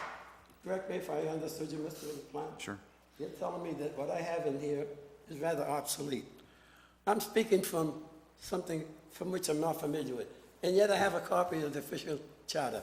So you're telling me now that that's been modified by your Yes. statement that says Yep. repealed July 22nd. That's right. You have knowledge of that. All of you have knowledge. I don't. Yeah, yeah. I'm a So- private citizen. Yeah. I'm concerned with the requirements that came into that charter. We spent long years on that. You know that, Mr. LaPlante? Yep. I think you know that, Mr. Okay. I think I'm losing my attention here. I have 4 people here tonight that are familiar with my concern about paragraph 10.8. Okay. And if that's going to be changed, I'd like to know about it. Now, unfortunately, I didn't have this book in front of me. If I did, I wouldn't be here tonight. Well, obviously, tonight, we are going to discuss it, and if you remain, and you would like to remain, you will find out whether this council would like to reinstate that change to 10.8. Okay? Council President. Is that the action going to be taken tonight, then? Right. Yes. Okay. I appreciate the time you gave me, and I hope I highlighted something that might be useful for the future. Thank you. This is our last comment on this. We had a public hearing on this some time ago, where we put all of the requirements of the city. We have statistics that I have here that I can pass out for information only. The statistics show that there's a lot of people that don't want the residency requirement changed. And I have the ability to pass it on here. When you say they don't want to change, just so we understand, just so I understand, you would like to see a residency requirement, or you would like not to see I'm residency? not making a comment on residency requirement. Okay, I thought you were trying to make a statement. I apologize. Okay, let's, All I'm here for tonight, Counselor, all I'm here for tonight is I saw something in the newspaper that said there may be some changes to the charter. And one of the changes that I'm aware of could be made to paragraph 10.6. I'm here tonight, there's nothing to be done to that charter. No. We will vote tonight, and we will vote to either put 10.8 back in the charter or to leave it out. Right now, 10.8 is not in the charter. It was taken out. I'm making of that. Right. I'm making of that. Okay. I don't read the papers. No. I have counselors that represent me. All 4 of you that I mentioned represent me in one manner or another. I've been involved with this since 10 years ago. Tony, we had, I made a big statement on that compromise that you see it. I helped create that compromise. And now you're telling me I have no more say on it? I think it's wrong. no, Well, no, we're not no. saying that. That's not what we're saying, hon. this way. He wants you to talk into the microphone, so mom and dad at home can hear you, yeah. Right there, yeah. I'm getting too excited. I can't get my... We have, we have advertised on several occasions that we are going to discuss publicly the charter changes that Okay. are being recommended here. Okay. On every occasion that we have met, we have allowed the public to participate. All right. Just the same as tonight. Okay. And so the changes, everyone in the city has been notified through the newspaper and through our website that we are discussing charter changes that we have been discussing for almost 4 years. So this is not something new, okay? We finally, after 4 years, are coming forward to make decisions on the charter. So again, what I'm asking you is to remain here, okay? And if you have any opinion on, as we discuss the charter changes, by all means, I would like to give you that. By all means, yes. So, if you I want to could sit come down. in, I can pass that on there now? Huh? I'd like an opinion to be reviewed by the council. Oh, yes. Can I give you that now? Sure, please. By all means, yes. That for you. What would you like to give the city council? His opinion. I have some statistics from the residency reform. Microphone. For which the county charter has been prepared. I have statistics to show throughout the city how the citizens felt about it. Okay. If you want to give us that Thank you. information, by all means, go ahead, pass it along. Thank you. Okay. I can approach the bench, I can pass Yes, this on. yeah, This I will. a copy for each one of you. Okay. And if you care to make a comment on it, Okay, I'd be pleased to address it. However, I thank think- you. I think that speaks for itself without having anything else coming from me. If you look at that and you have any comments, I'd be pleased to address them tonight or to postpone this request to some future time. Thank you. I would appreciate that ability to do that. All I did was read the newspapers, and I got excited. You know, I'm an elderly person. I don't want to get too excited. Okay? I got an indication that they're going to change something that I worked 5 years on. You want to make a change? Please allow me to look at it at least. Not read about it in the newspaper, if you don't mind my saying it. I got an indication in the newspaper that maybe there's some changes to my residency clause, if you will. Nobody told me about it. None of my counselors addressed that. I have 4 people that are familiar with that. Nobody approached me on it before the hearings started last week. I had to find out about it in the newspaper.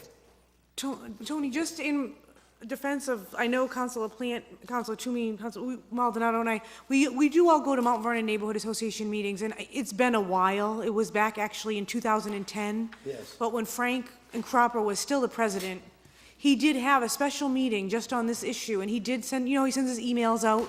Look, I fully appreciate Yeah. your workload. I fully appreciate it, believe me. Yeah. I'm trying to give you an impression from a citizen Of course. that's been involved with this for a long time.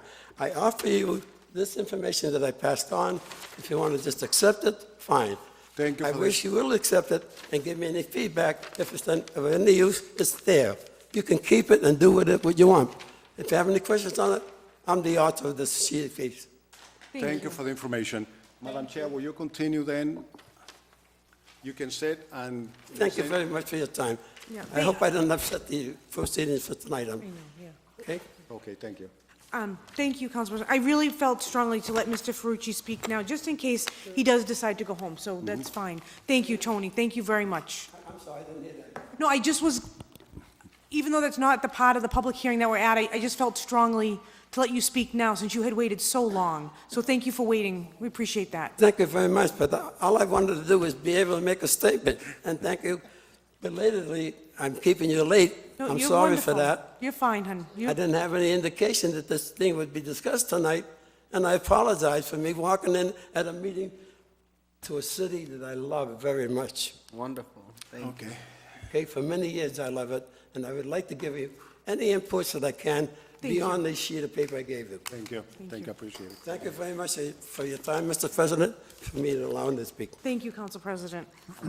So back to the items that we were looking at. I'm going to ask to, this section, it's number 9 on your grids. It's relates to 3.7B of the charter. 3.7B is the removal from office of a department head. And the proposed change would be to either, A, leave it as it is, B, remove the need for council vote or reduce it to a simple majority. Right now, it's has to be a supermajority, a 2/3 majority of the council. Which item are you on, Counselor?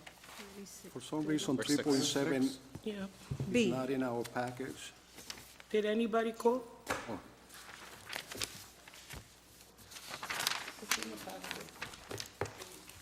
Yeah, it's there. It's in the little packages that the clerk provided us. He has it marked as item number 6, appointment to city officers removal. And it'd be the new 3.7B. It should be in your packages. You can have mine if you don't. 3.7. Personally, I feel. Does everybody else have 3.7? 6. Huh? Yes, sir. Item Okay. 6. Huh? Does anyone want to speak, on 3.7B? Try to make it short. Dick Russell, 34 Cross Street. I myself would just as soon see it kept as the 2/3 majority. Over the last several months, we have seen a great deal of animosity on trying to appoint individuals. for a variety of reasons to various city positions. The two-thirds majority would prevent people from ganging up for whatever reason on individuals. That's just my thoughts. Thank I you. leave them at that. Thank you. Okay, comments from the, I'm sorry, Madam Chair. Just to kind of touch on what Mr. Russell spoke about, and also, last week we had a hearing on a DPW director, and one of the concerns was that the person, I don't know, allowed certain indiscretions to occur. And the thought was by making them a permanent director, where they need that two-thirds majority to be removed, it gives them a certain safety net. It gives them the authority, more than an acting position, to stand up for certain things if they see something going wrong. I think just to be able to be removed at the whim of a mayor or a simple majority, I think the two-thirds majority is a nice safety net. I think the thought might be that sometimes when there's more animosity between a mayor and a council, that it's very hard for a mayor to remove someone, even if they're not great. But I do think the council answers to the voters, and if we're keeping someone there that's not qualified or not appropriate, we'll have to face the voters for that. I like the two-thirds majority, and I would, when it's appropriate, I might make a motion to not modify this. Second. There's a motion not to modify section 3.7, which means that, again, it means that we are not going to change it, that we will still remain of two-thirds majority to remove any personnel supervisor that requires city council approval. Mr. Toomey. Thank you, Mr. President. I can speak to that because it personally happened to me. Yeah. When I was a licensing commissioner, I was brought forth before the council to be fired by the mayor at that time.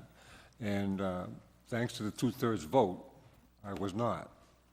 So I have a lot of good feelings about keeping this the way it is. So I will be voting not to change it. Thank you. Okay. Any other comments? Discussion. Yeah, she's gonna use some water.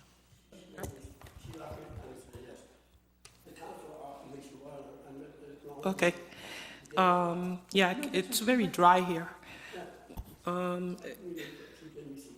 Council President, yes, I want to agree with everything that's been said. In addition to, we may know who are the people now, and we may have trust in the people that we're working with now, but a lot of what this charter is about is also shaping the future. So in the future, we don't know who the players are going to be, and we therefore should make sure that it isn't that easy to get rid of someone. Thank you. Any other comments? Let's take a motion has been made and properly second. Who seconded the motion? Okay. Let's take a vote. Again, The motion is not to approve. I'm sorry? Motion is not to Not to modify. change. Yeah. Not to change. To remain, So yes, he's to remain two-third vote to remove a supervisor that is approved by the city council. Thank you. Okay? so yes would be not To leave it alone. to leave it alone. Yes, to leave it alone. So that's the motion that we're taking. You're not clear? No, I'm clear. I think we make it more, why don't we just vote to approve it, then we can all vote against it. If we don't like it, just say no to it. But anyways, it's a reversal question. So if you don't like it, say yes. If you do like it, say no, which is kind of a flip thing. But the motion is proper. No, again, obviously, this recommendation comes from the ordinance committee, from the charter review committee, okay? And we need to take a vote as to whether we want to make the change or not. So obviously, we need to take a vote. Okay, so a motion has been made not to make this charter change and to leave it as it is. It has been properly seconded. Okay, let's vote. All in favor, say aye. Aye. Oppose? The ayes have it. Madam Chair. Thank you, Council President. The next item on the grid was relating to item 4.3 in the charter. It's number 10 on your grid, and it's regarding appointments by the mayor. Right now, the mayor can appoint members to any board or commission in a timely manner. Basically, if the mayor does not make an appointment, it just sits vacant. if you are currently serving and your term has expired, you may serve until someone replaces you, but sometimes people step down for different reasons. They move away, they're sick, or they just are unable to continue serving. When there's a vacancy, there becomes issues with regard to quorum, and we noticed that recently. There's a few boards that just had enough members, and if anyone was absent, they didn't have quorum. So the thought was that if the mayor must make an appointment to city boards and commissions, and I think the city attorney had just asked us to clarify if the seat is vacant. I think that's the word he wanted us to use, was vacant, because currently an expired term, someone can hold over under the state law and under our current ordinances. So we're stressing that this is with regard to vacant seats on boards and commissions. If they remain vacant, Within 60 days. yeah, 60 days, and the mayor hasn't made any nomination, that the council personnel subcommittee can do that with a confirming vote from the city council. They can call for applications and appoint members to that's the word, for the openings, and you should really say to the vacancies. We just really want to be clarified that we're not talking about filling positions that are full or with holdovers. We're talking about seats that are vacant where it would be impacting quorum. Did I, is that right? We just had a series of emails there, so I hope, I just want to stress that one. So, Are you going to make a motion on that change? yeah, I would like to make a motion in favor of the change. Second. There's a motion in favor of the change, and it has been properly seconded. Let's make sure that we understand exactly what it is. Again, we are saying, hold on. Again, what we are adding is that no positions will remain open beyond the 60 days. And if the person in charge, which in this particular case, the mayor, fails to fill in any position within the 60 days, that the personnel committee is going to take charge, take applications, make recommendations to the full council, and the full council will vote to appoint those individuals to fill those positions. That goes beyond 60 days. Public participation. Yes, Dick Russell, 34 Cross Street. I still live there, I think. I want to get a clarification, okay, and I hate to bring people's names up, but Myra Lantigua, she existed as chairman on the licensing board for 7 years after her term expired. Is a change of this section of the city charter going to remove the capability of that ever occurring again? No. Why? Right now, we have the ability on boards for people to hold over. So you continue to serve, otherwise we'd never have quorum. So Each person is appointed to a position for a specified term. The term is up within 60 days. If the mayor doesn't nominate somebody, it should fall to the personnel subcommittee to accept applications. Yeah. That's my feeling. I mean, I was screwed over on one occasion because of it. I got ignored. You know it and I know it. I just don't like the system that allows the mayor to let somebody to exist in a position for whatever reason, be it political or friendship or what. Yeah.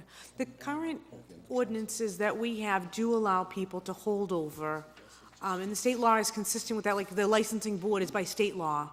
So the licensing board, the state law allows them to hold over. Our ordinances for boards like the planning board or the zoning board allows them Okay, the historical commission. to hold over, yeah.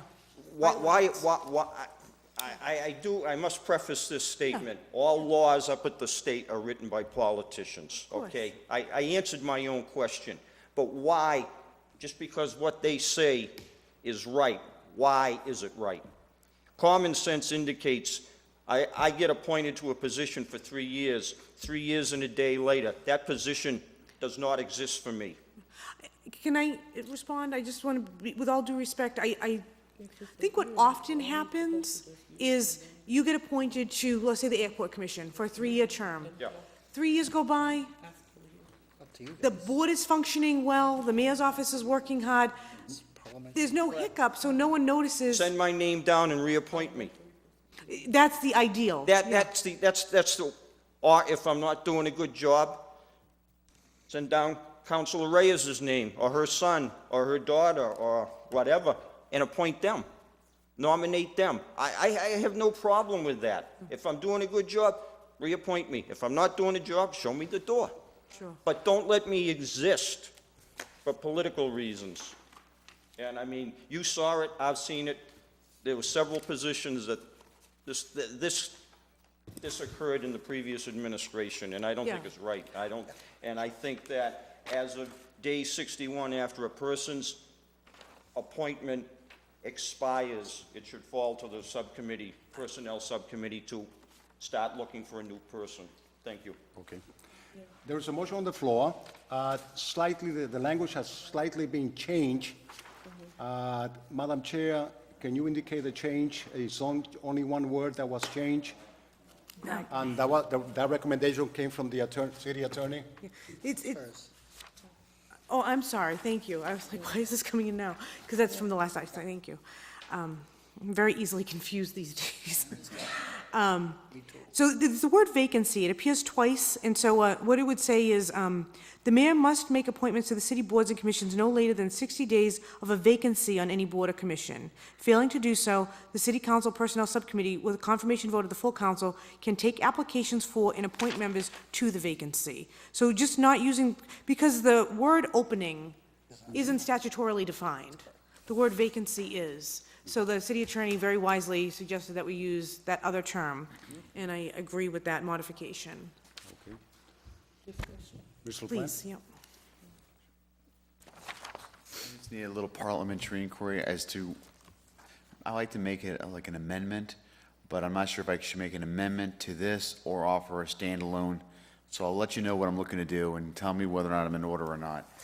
I think what the last speaker said has a lot of validity to it, and I think that we should try to incorporate that into our charter change. And essentially what he's saying is that, like this, sometimes somebody's term runs and finishes up. And right now, somebody can continue to serve until that person's replaced. And as we've seen, we've seen people's terms go on for years. The spirit behind the intent, I think, by the legislature to allow for people to fill the seat until someone is selected. They didn't think that someone was going to stay there for years. They thought maybe a week or two or a month or a couple months. But years, I think that really thwarts the spirit of the legislature. So my question, Council President, would it be in order to amend it here, at least have a vote on that, or should I use it as a standalone? And the only caveat I said, and I can understand why some people may shake their head, because I understand, is that we need to get some sort of legal review, because a lot of these things are done statutorily by the legislature, and of course we can't adopt something that would be in direct opposition to what the legislator has done in the Mass General Law. So having said that, if it's permissible, I'd like to offer it. If it's not permissible, then it just dies. I believe that we had indicated from the beginning that we were going to allow changes. Yeah.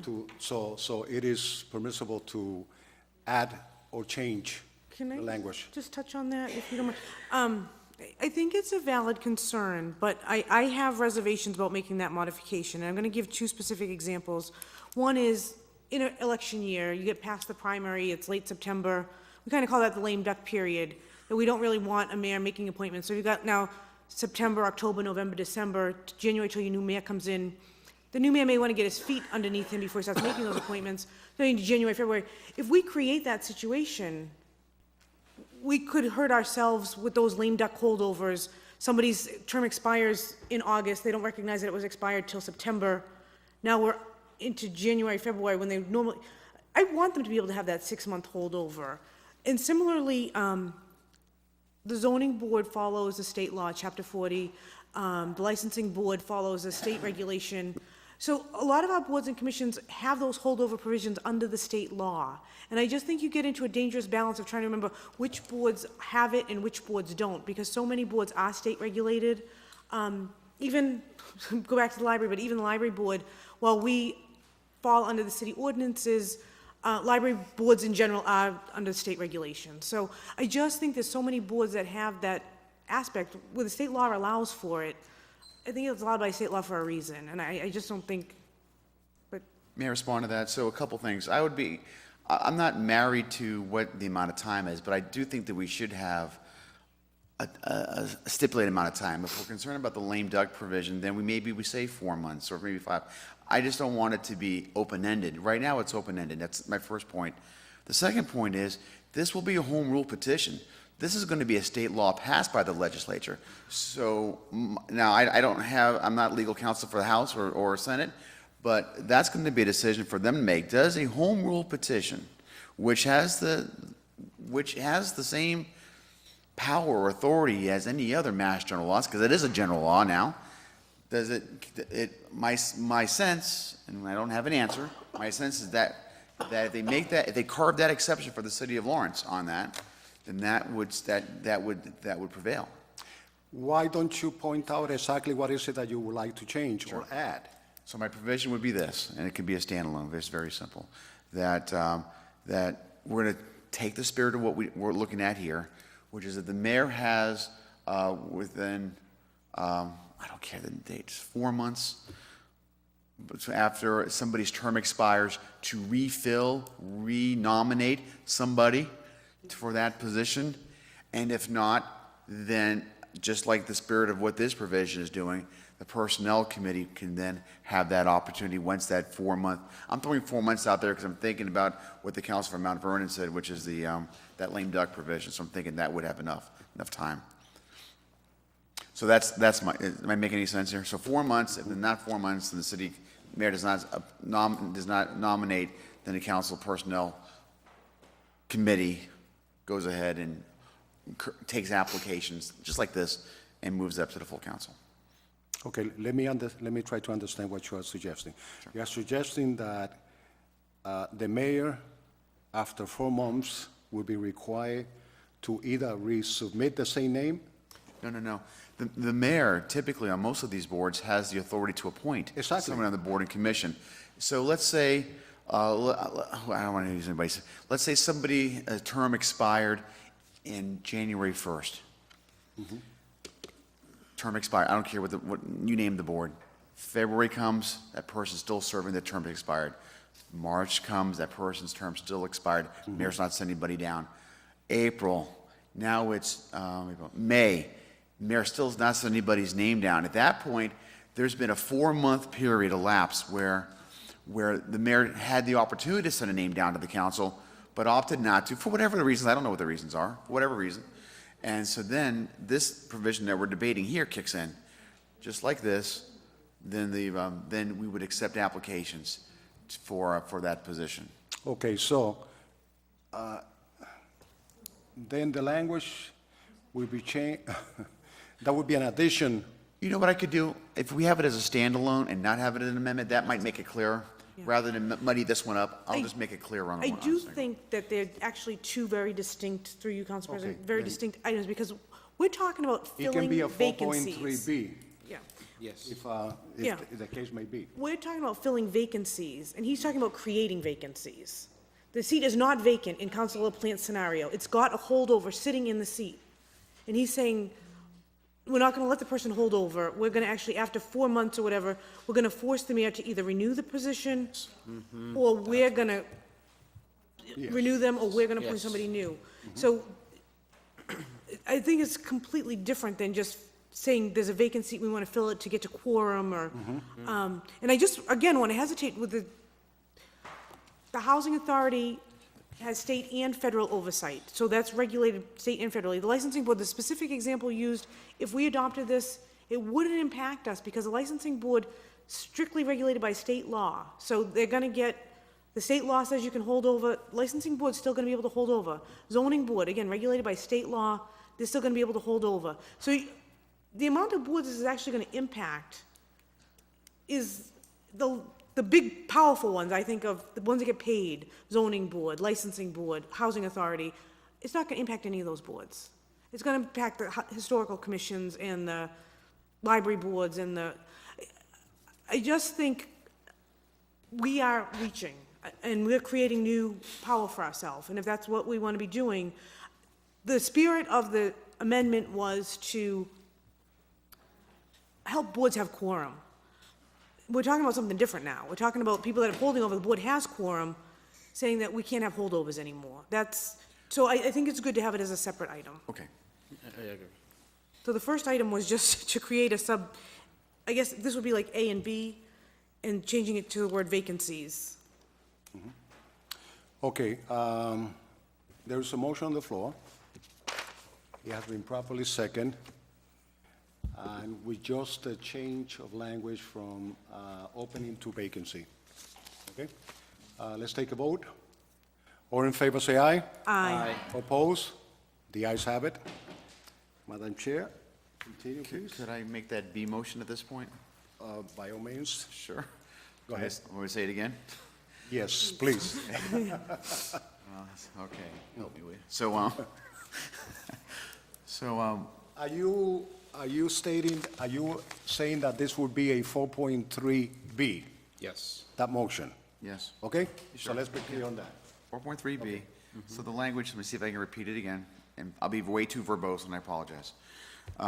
Which is to, if the mayor must make appointments to city boards and commissions no later than 4 months after an expiration of the term of an individual on a board or commission. Failing to do so, the city council subcommittee, with the confirmation vote of the full council, can take applications for and appoint members to the vacant, not to the vacancy, for that position. I can't write that fast. I just took the old one. I'm sorry? I just took the old one Oh, and the old inserted that one, yeah. All right, whatever. Okay. I'll get it from you. Well, let's see if it passes. Okay, so, again, And I'm open to the time frame. 4 months is, it's, so the motion is that we create another section 4.3B where the mayor must, after 4 months of expiration of their term, of a term, their term, yeah. must appoint someone, must appoint or reappoint. Sure. And if the mayor fails to do that, then the personnel committee will take applications and make a recommendation to the full council for approval on new applicants. Or that person, that same person could reapply for that position too. Oh, of course, Sure. of course. Yes. Of course. Is everyone clear on that? Yeah. Yes. Mr. Toomey? Would it be, Hold would it be? on. There's a motion on the floor. Let's, Seconded, yeah. it hasn't been seconded. Second. Motion is second. Let's go Very ahead well, and thank you. continue. I would personally like to see this in writing, how it's verbiage, the verbiage that I assume we're gonna have to get the legal department to do it properly. I would prefer to see the actual language. So if we could get that, because we do have another segment of the charter review coming up very shortly, don't we? Another segment of Oh, it? yes, we will continue. We could probably move this particular portion of it to that segment and review it at that point. Well, if it is okay with Mr. LaPlante, and he would like to withdraw the motion, submit in writing to the city attorney his recommendation for that change. Yeah, no, And then we can, at the next meeting, we can discuss it. Yeah. Is that okay with you? that's fine. Do you have the language right now, city clerk? We can send it to the city attorney? No? Okay, I'll do it. I don't, but again, Can you provide- I Yeah, understand I'll what you're be trying, happy to- I I'll do understand it. what you're trying to Okay. get at, and I think if you contact directly with the city attorney, the language could be drafted. So to honor my colleagues' wishes and maybe some others as well, I'm going to withdraw that motion, and I'm going to contact the city attorney directly. And then with your Then we can permission, bring of it up course, again. We can we'll bring it have a up. discussion of it at the next Definitely. round. Thank Okay. you. Yeah, definitely. Okay, Madam Chair? Thank you, Council President. So that last item that we talked about, with just the original sub-A, was 4.3, which is now 39-10G. The next item would be 39-10H. This is the one we've all been waiting for. This is prohibitions on school committee members. And the current prohibition language in the charter of section 5.6A reads that school committee members cannot work for the school department. So the motion would be to delete the last 7 words of section 5.6A, which would be under the jurisdiction of the school committee, so that school committee members are prohibited from being city employees, even if the employment is outside of the school department jurisdiction. Does that make sense to people? Want me to read it again, or? So the new proposed prohibition would be holding city office or employment that no member of the school committee other than the mayor shall, during the term for which he was elected, hold any other compensated city office or city employment. Would be removing the words under the jurisdiction of the school committee. Are you going to make that in form of a motion? I would make adopting that in the form of a motion.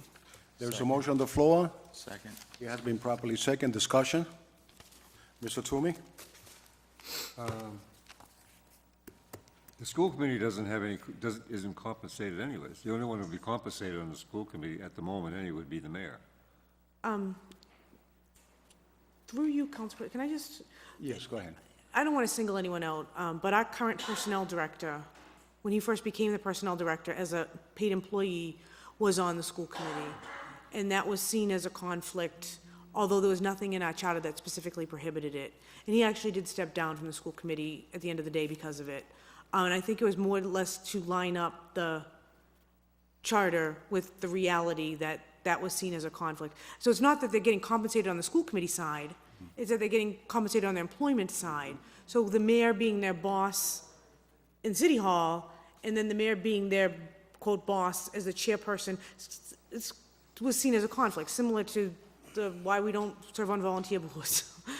Is it a conflict? So that specific example had kind of started this. This actually was sent to the State House as a home rule petition separately, but the mayor did not sign that under the past administration. So we did get correspondence back from the State House that that's actually not the way the state charter works. So then Council Maldonado actually has been working to try to change the state constitution to allow that. But just for way of background, it's not about the school committee getting the compensation, it's about the city employment being the compensation. Thank you. Thank you. Thank you. Any other questions regarding this change? If there's none, let's take a vote. All in favor, say aye. Aye. Oppose? The ayes have it. Thank you. Madam Chair, if it is the wish of this council, what I would like to do is to go up to 10 o'clock, and then we can continue the public hearing, the next city council meeting, if it is okay with the rest. I'm okay with whatever you guys decide. Okay. So let's see if we can Did our cover, juices flow in? No. let's see if we can cover additional changes. There's a couple quick ones, yeah. Within that time. Yep. Number 19 is section 6.5, we're going to call that 39-10I. This is with regard to department head definition, it's a clarification. Again, we adopted that CFO ordinance language back in, I believe it was November of 2010. And we talk about the treasurer and the comptroller as being department heads. The way that it is now, that we have a finance director, or that CFO position, the collector treasurer and the comptroller and the purchasing agent, those three positions actually all now fall underneath the finance director, the way that was rewritten. So this will be item number 9 on the very nice docs that the clerk made for us. These are excellent, thank you. But he has it bolded clearly that it currently reads the director of the Department of Budget and Finance, city collector treasurer, comptroller, and purchasing agent. So it would just get whittled down to just the finance director, and it goes right into city engineer. But those would be deemed the department heads. So again, we're just modifying the charter so that it reflects the CFO ordinance, which had an impact on this. Okay. I understand, if I recall from the last meeting, we wanted some legal opinion on the last paragraph of that change that we made and approved back in 2010. And we haven't, did we receive anything from the attorney? I don't think we actually asked for it. Huh? We didn't ask for it. I believe that we did. Didn't you request that? I wanted to have a Didn't you request a legal opinion? legal opinion, but nothing. Huh? At that I time? requested a legal opinion on it. No, I didn't request it. I requested it here, that we ought to send The up and get a legal counselor opinion. thought, the counselor did, we discussed it. Yes. And Counselor Toomey did say that he would like one. Okay. And I But said, no motion was made to, no. Okay. And he actually voted against that measure because he didn't have the opinion that he wanted in front of him, which, respect that vote. yes. But the motion carried 6-2, and he was one of the dissenting votes. Okay. On that one. So we did never, in fairness to the city attorney, we've never asked for a legal opinion. Okay. If Mr. Toomey is correct, Excuse me, you made a motion to approve, right? On this right now. Right. Yeah. Was it seconded? Do we have a second? No. There is a motion on the floor to approve. Okay, so we have this Thank you. second and discussion. Anybody who second the motion? Mark, just Councilor LaPlante. Okay, motion has been properly second. If Mr. Toomey is correct, then we're going to have to go back and make some corrections Two, on dismissals. I mean dismissals. Huh? I don't know whether we can discuss this in public, because it may bring liability. But when we adopted that statute back in November of 2010, we gave certain authority to the CFO at that time. Yes, but the contention of Mr. Toomey is that that cannot go into effect based on the paragraph there, that will not take into effect until the overseer is gone. Oh. That's where the problem is. That's. This is why I would like to Yes, request a legal yes, opinion. Yes. You know what, I support Councilor Toomey's inquiry Yeah, for I a do legal too. opinion. I do too. I think that we should table this matter, this one in particular, pending a legal opinion, because I have spoken to the attorney personally. I have, okay? And his opinion is that that is valid, that the last paragraph on that is valid. The last paragraph on what is valid? On the change that we made in 2010, that no changes of, none of that we approve can take effect until the overseer is gone.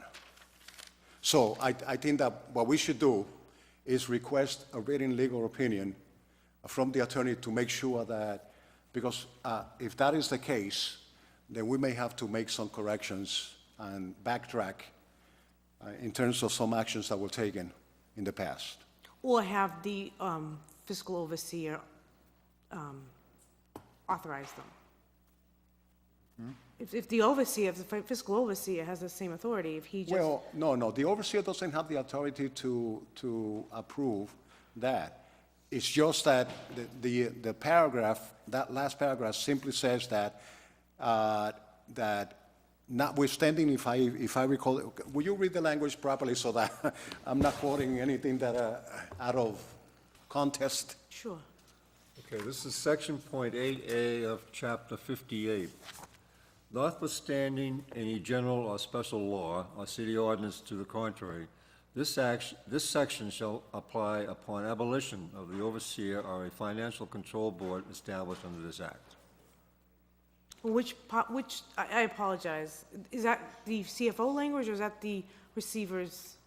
That's the language in chapter 58. But was that relating to this, That is referring to everything above. Right. which was, Which covers the ordinance that was permitted. If you read the portion of section 8, it identifies, so this is the quote, CFO language, is that?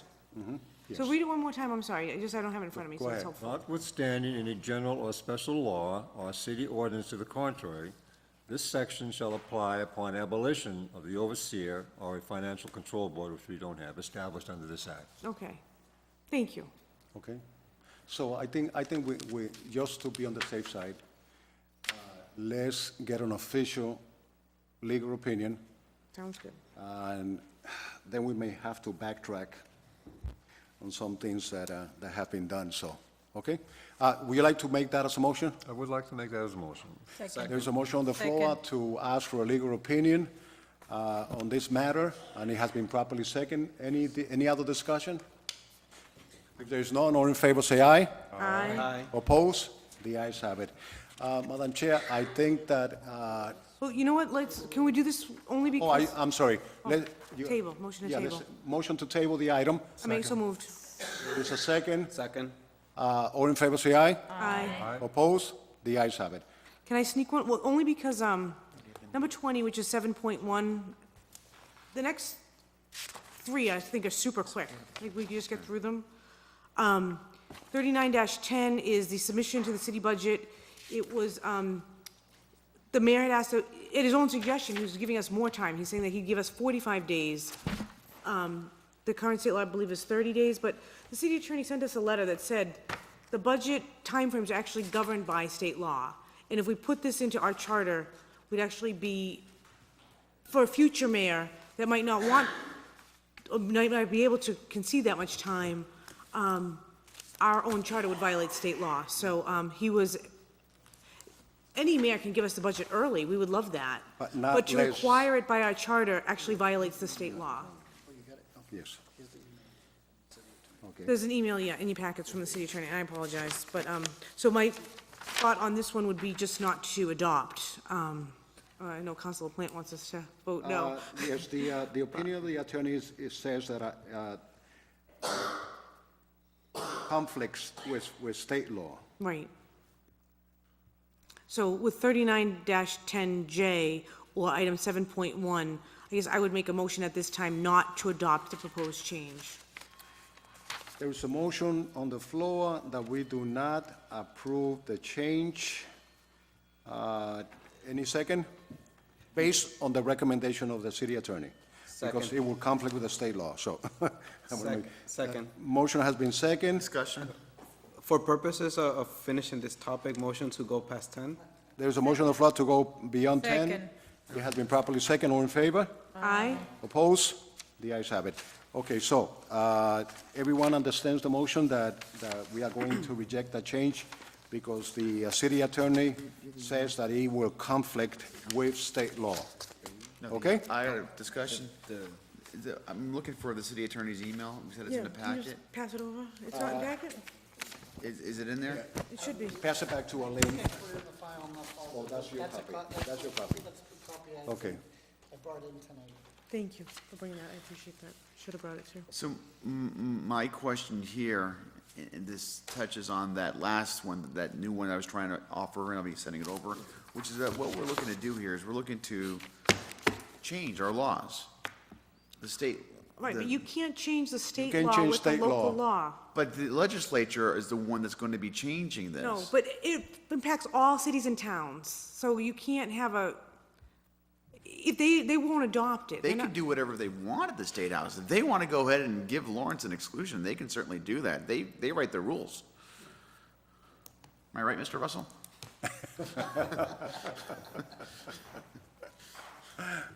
So I'm a little, I see this, but the whole thing about the legislature and the general court, it's a very powerful group. And they're the ones that write the various ordinances, not the ordinances, but the very national laws. And so if they choose and they opt to provide this for the city of Lawrence because we requested it, they can go ahead and do that. So that's why I'm looking at this, I'm sorry for the first time. I don't understand where the conflict is. Is that we cannot require Yeah, they have, a maximum amount of time? yeah, the mayor's office is allowed more time the other way. Like, we can't say, you gotta go back 45 days. He's allowed, and it was 137 days or whatever yeah. But we're going too far into his time. The state law allows him so much time, and if we adopt this, we're not giving him the state mandated time frame. And so the kickback is this, probably portraits words. The end result is this, is that if the legislature determines that they don't want to go ahead and support this and give Lawrence this because they were going to rely on the current law and say, we're not going to cut this exception out for the city of Lawrence, then they'll go ahead, and even if we were to pass this thing, they'll just kick it out. Now, the question I don't have an answer to is there like a line item veto? Does each one of these things kick in individually? Yeah. Or do they vote on it as a package? So could this be a poison pill for the entire package if it's an entire? I'm gonna attempt to answer that, I don't know, I'm not certain. I believe it would not be a quote poison pill. I believe that the way we've been doing this with each having its own separate subsection is kind of creating that line item veto impact, that it's 3910J, 3910I, by almost creating separate documents. So I don't think having one invalid subsection would invalidate all of them, although I'm not State House counsel, so I don't know. But that would be my educated supposition. But my suggestion is, based on the information that we received from the city attorney, I don't think it's appropriate to implement the time frame when 351 cities and towns follow a certain state reg that seems reasonable for the other 350. I say we go with what the state law says. I hear what you're saying. I don't think they'd give us a carve-out. If you want to roll the dice, I guess my motion was not to adopt the change, and it's been seconded, and I don't want to adopt it because I do feel that it would violate the state law. If you want to try to see if we can change the state law, that wasn't my goal, so. Okay, so let's be clear. State law gives the mayor more time than the 45 days. Exactly. I believe it was So if 45 days before the end of the fiscal year, Yeah.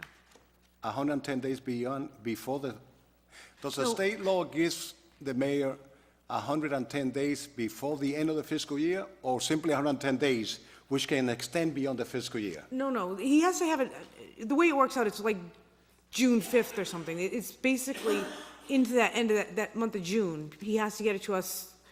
The way we were setting up was he'd have to have it to us by like May 15th. That was kind of the goal. But state law allows him to get it to us after June 1, so if you're pushing him the extra 2 weeks, which he was offering, Dan Mayor Rivera was the chair of Budget and Finance. When that was drafted 2 years ago, whatever it was, he was the chair of Budget and Finance. That was his suggestion. So I don't think the mayor's office has a problem with it. It's the state law, though, that gives any mayor more I know. time. That's the only problem. Okay, Okay. we have a motion on the floor not to change that session because it will conflict with state law. Okay, so that's the motion, and it has been properly seconded. All in favor, say aye. Aye. Oppose? No. Roll call? Council Vasquez. Yes. Council LaPlante. No. Council Toomey. Yes. Council Reyes. Yes. Council Monte. Noted. Council Aquino. Council Eileen O'Connor Burnell. Yes. Excuse me. Call me anything. I'm Throw 'em all out there. And Council Vice President noted, and Yes. Council President. Yes. 6. Okay, the ayes have it. I would like to entertain a motion to adjourn the meeting, Second. the public hearing on, Table? Motion to to follow, I'm sorry. I would suggest that the council continue the public hearing, take a vote to continue the public hearing to the next call of the council. Okay. I would like to entertain a motion so we can continue the public hearing to the next Meeting. city council meeting. So move. Second. Motion has been made and properly second. All in favor, say aye. Aye. Oppose? Okay. Council President? Yes. I'd like to make a motion that we table document number 3314, the military veteran recognition, so that, We did. He has table that. already, Table? it was done at the last, Yes, sir. yes. Thank That you. was one of the first things that was done. thank you, I was probably out somewhere else, thank you. Okay. I'll withdraw that One last motion. item. The agenda for referral on the very last. Oh, yeah, what was yeah. it? For referral, that was the police fingerprinting. Oh, okay. Yes. Right. That last item in, a new item in the agenda is going to be referred to the ordinance committee. I believe the ordinance committee will be the one. Document 13214. It's referred ordinance. I'm going to refer that to the ordinance committee. Yes, Okay. Motion, I would like to entertain a motion to adjourn. Second. So move. No, make the motion. Let's I make the thought motion it was first. me.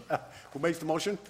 I made the motion. Okay. Motion to adjourn. and It has been properly second. Just before we all run out the door, I just want to remind people that the ordinance committee did not meet last week because it was Holy Thursday. We are meeting this Thursday, which is April 24th, 7 PM, Excellent. because we had so much on the agenda. Definitely, definitely. Hope you can make it.